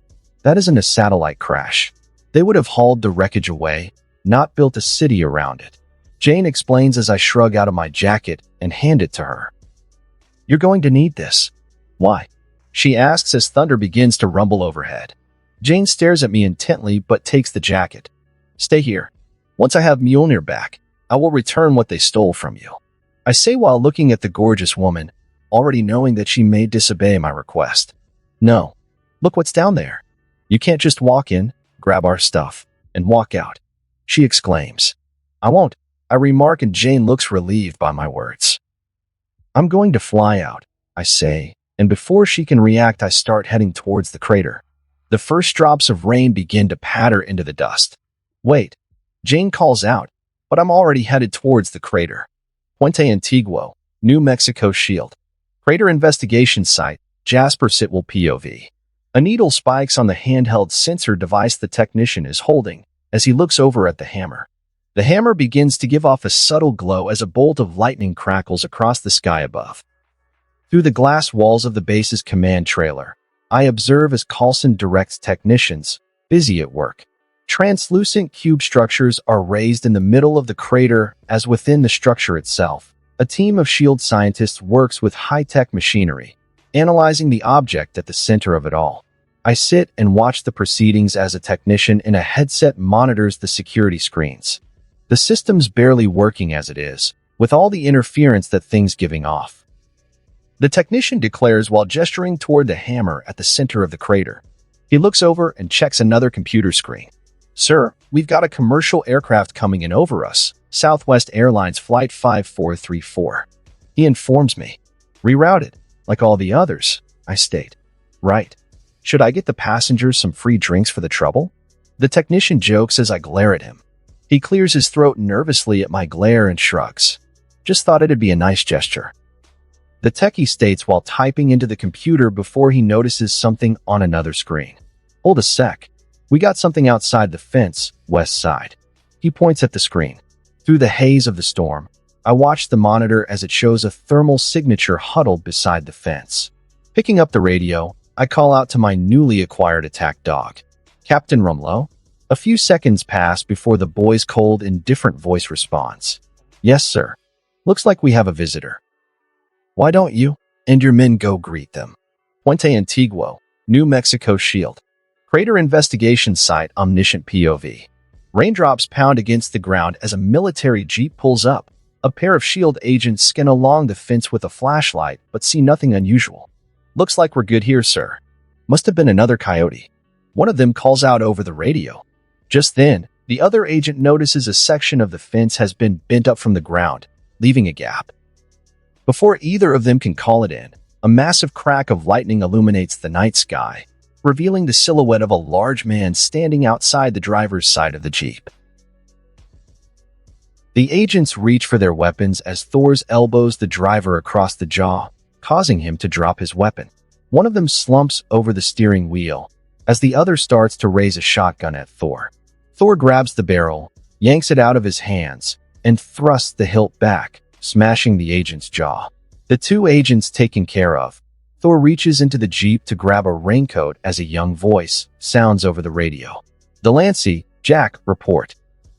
The voice goes unanswered as Thor, now wearing a SHIELD raincoat, makes his way across the base. As he moves away from the scene, another SHIELD agent approaches the Jeep and spots the unconscious Delancey and Jack. He quickly calls into his radio. Agents down. We've got a perimeter breach. As Thor makes his way towards the center of the crater, an alarm sounds, and security lights explode to life. A SHIELD agent moves through the base, rifle in hand. From the shadows behind a trailer, Thor looks out at him. As the agent raises his radio to check in, Thor quickly rushes toward him and chokes him out. He falls unconscious to the ground. Thor notices the AR-15 rifle lying on the ground beside the fallen agent. He stares down at the weapon quizzically, but as more agents approach, he quickly snatches up the weapon and takes cover in the shadows of the trailers. The agents pass by as Thor peers around the corner and sees the well-guarded main entrance tube to the center of the site. A bright light suddenly illuminates his face. He looks over to see an ATV moving across the site, shining its spotlight right on him. Thor sees that the ATV driver has spotted him. The driver raises his radio to report it, and Thor knows he has to act fast.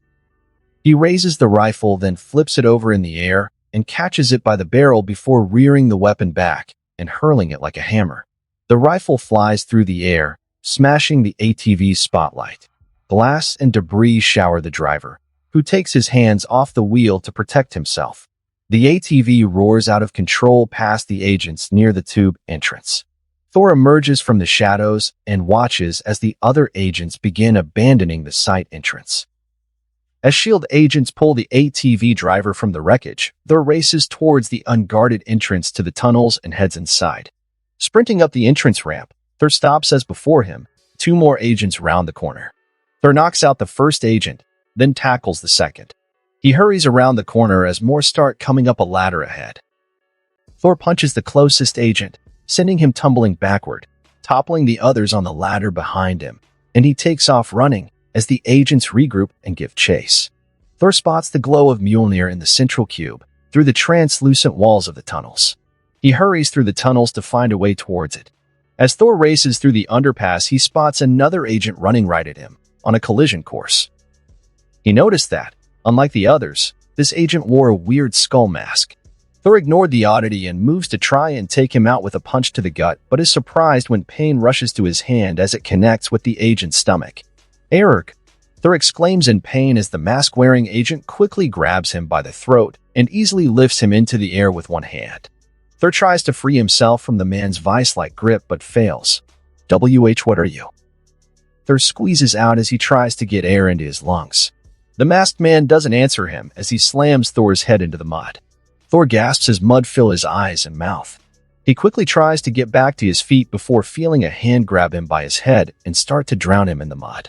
Thor struggles for air, wishing that he had his powers back. Just as he was about to lose consciousness, the hand lifts him up again, and he began taking in deep, drawn-out breaths. Thor looks at the man in the mask and sees a pair of cold, emotionless hazel eyes staring back at him, covered head to toe in mud. Thor tries to regain whatever was left of his dignity and glared at the masked man. You may be strong, but you are nothing compared to the god Dash. The masked man interrupts him as he pushes his face back down into the mud. Thor, gagging again for air, begins feeling the world fade around him as he hears a cold young voice call out a single word to him before losing consciousness. Demigod. Puente Antiguo, New Mexico SHIELD Crater Investigation Site. Brock POV. Thunder rumbled in the gloomy night sky as the sound of thick raindrops striking the mud hit my ears. Wind and rain whip around me as I stare down at Thor's unconscious body. Looking up at the raining night sky, an unsatisfied sigh escaped my lips. The fight was disappointing. I know that Thor's powers are currently debuffed, but I still expected more from him, given how he ran through the other agents like they were kids. As the raindrops slide down my masked face, a familiar, powerful vibration rushes through me.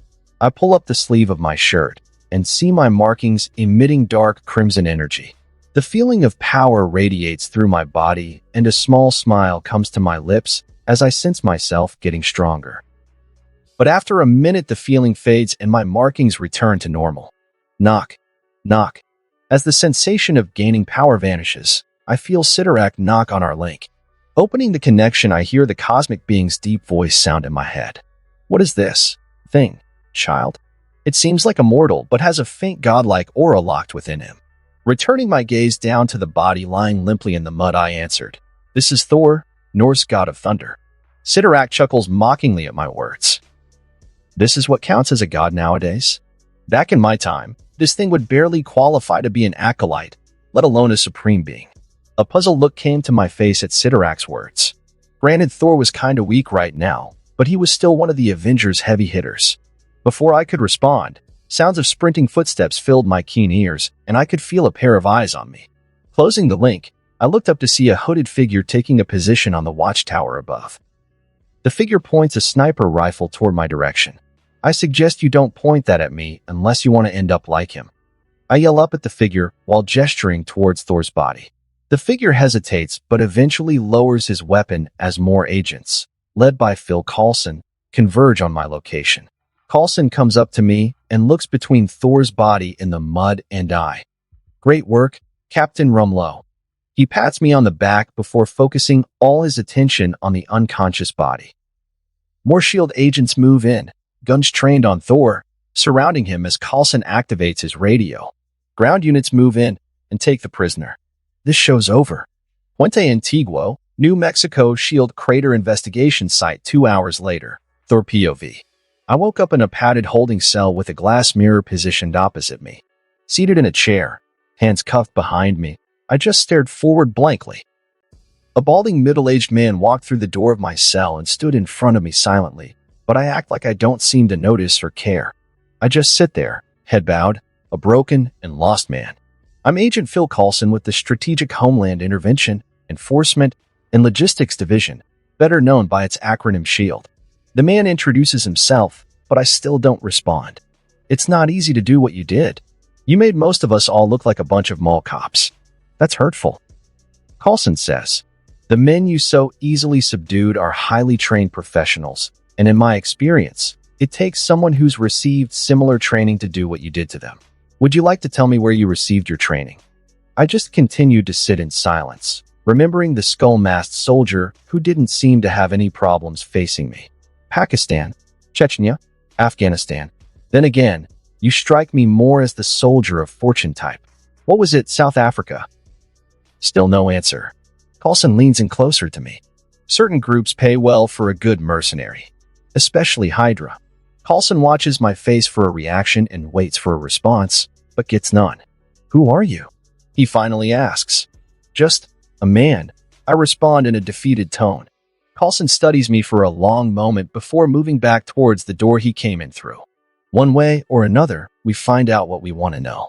We're good at that, he says and leaves the room. As the door closes, I lower my head again. I thought he'd never leave.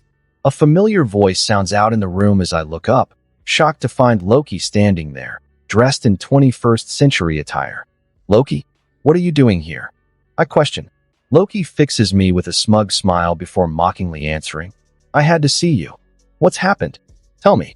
Is it Jotunheim? Let me explain to Fath Dash. Father is dead. Loki states coldly as I stare at him in shock. What? I question weakly your banishment, the threat of a new war. It was too much for him to bear.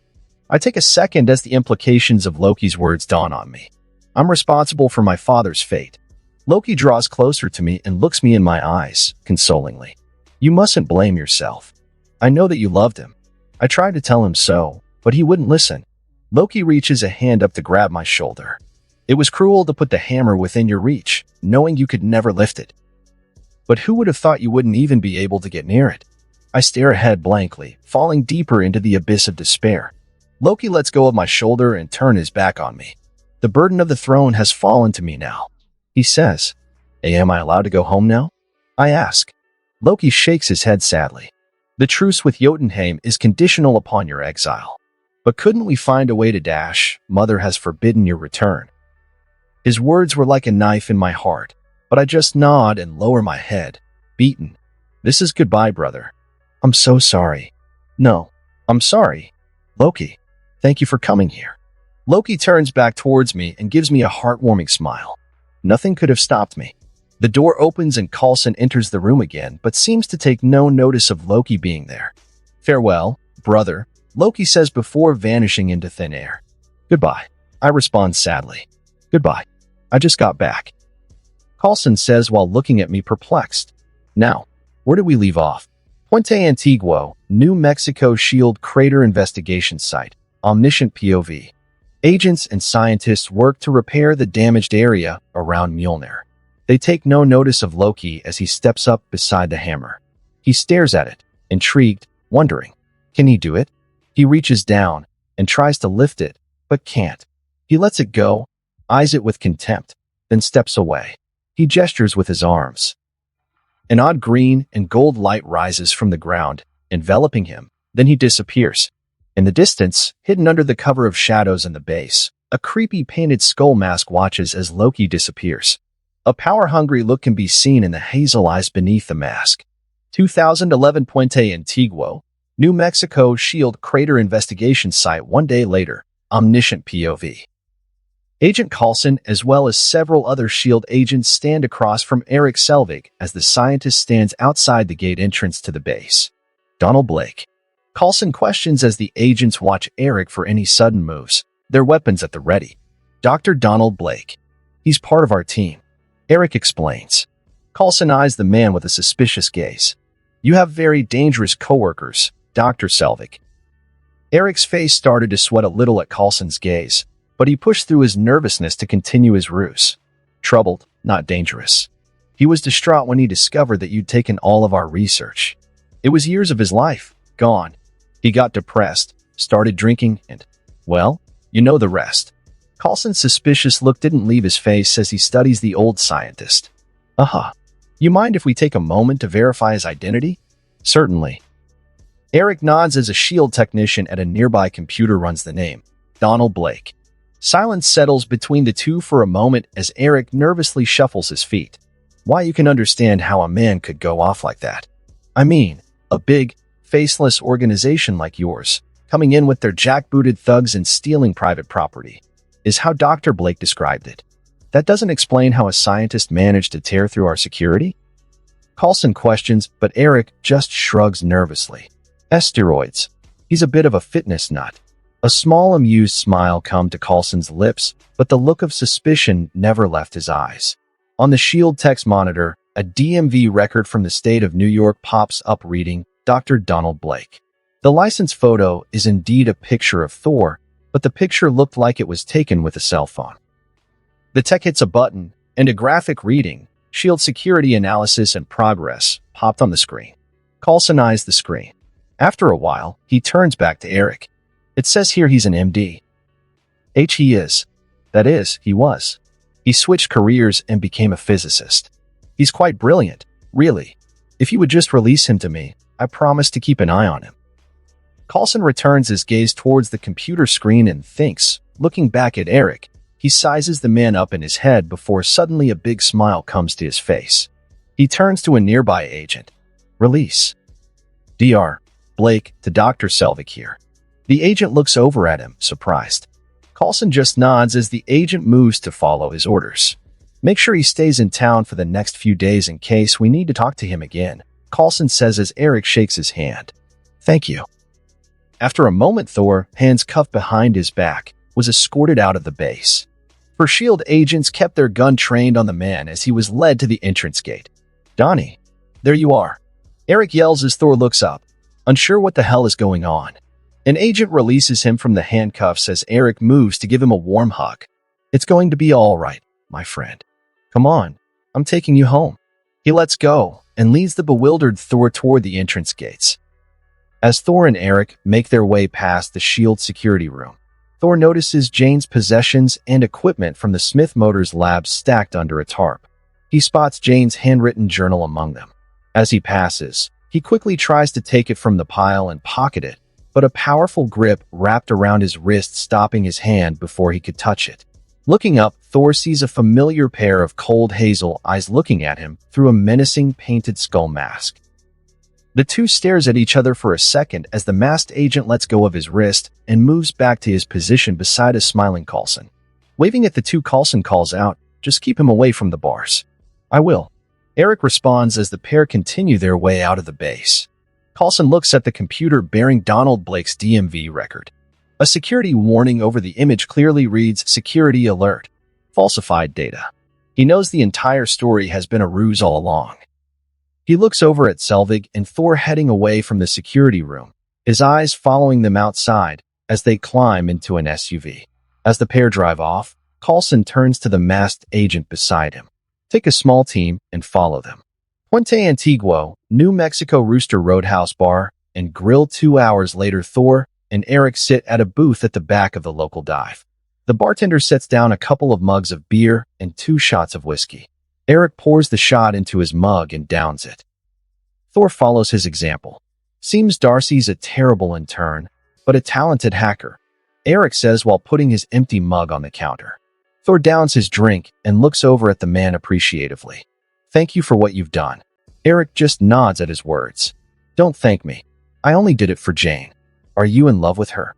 Thor questions as Eric's face takes on the look of utter shock. Of course not. Jane's like a daughter to me. Her father and I taught at university together.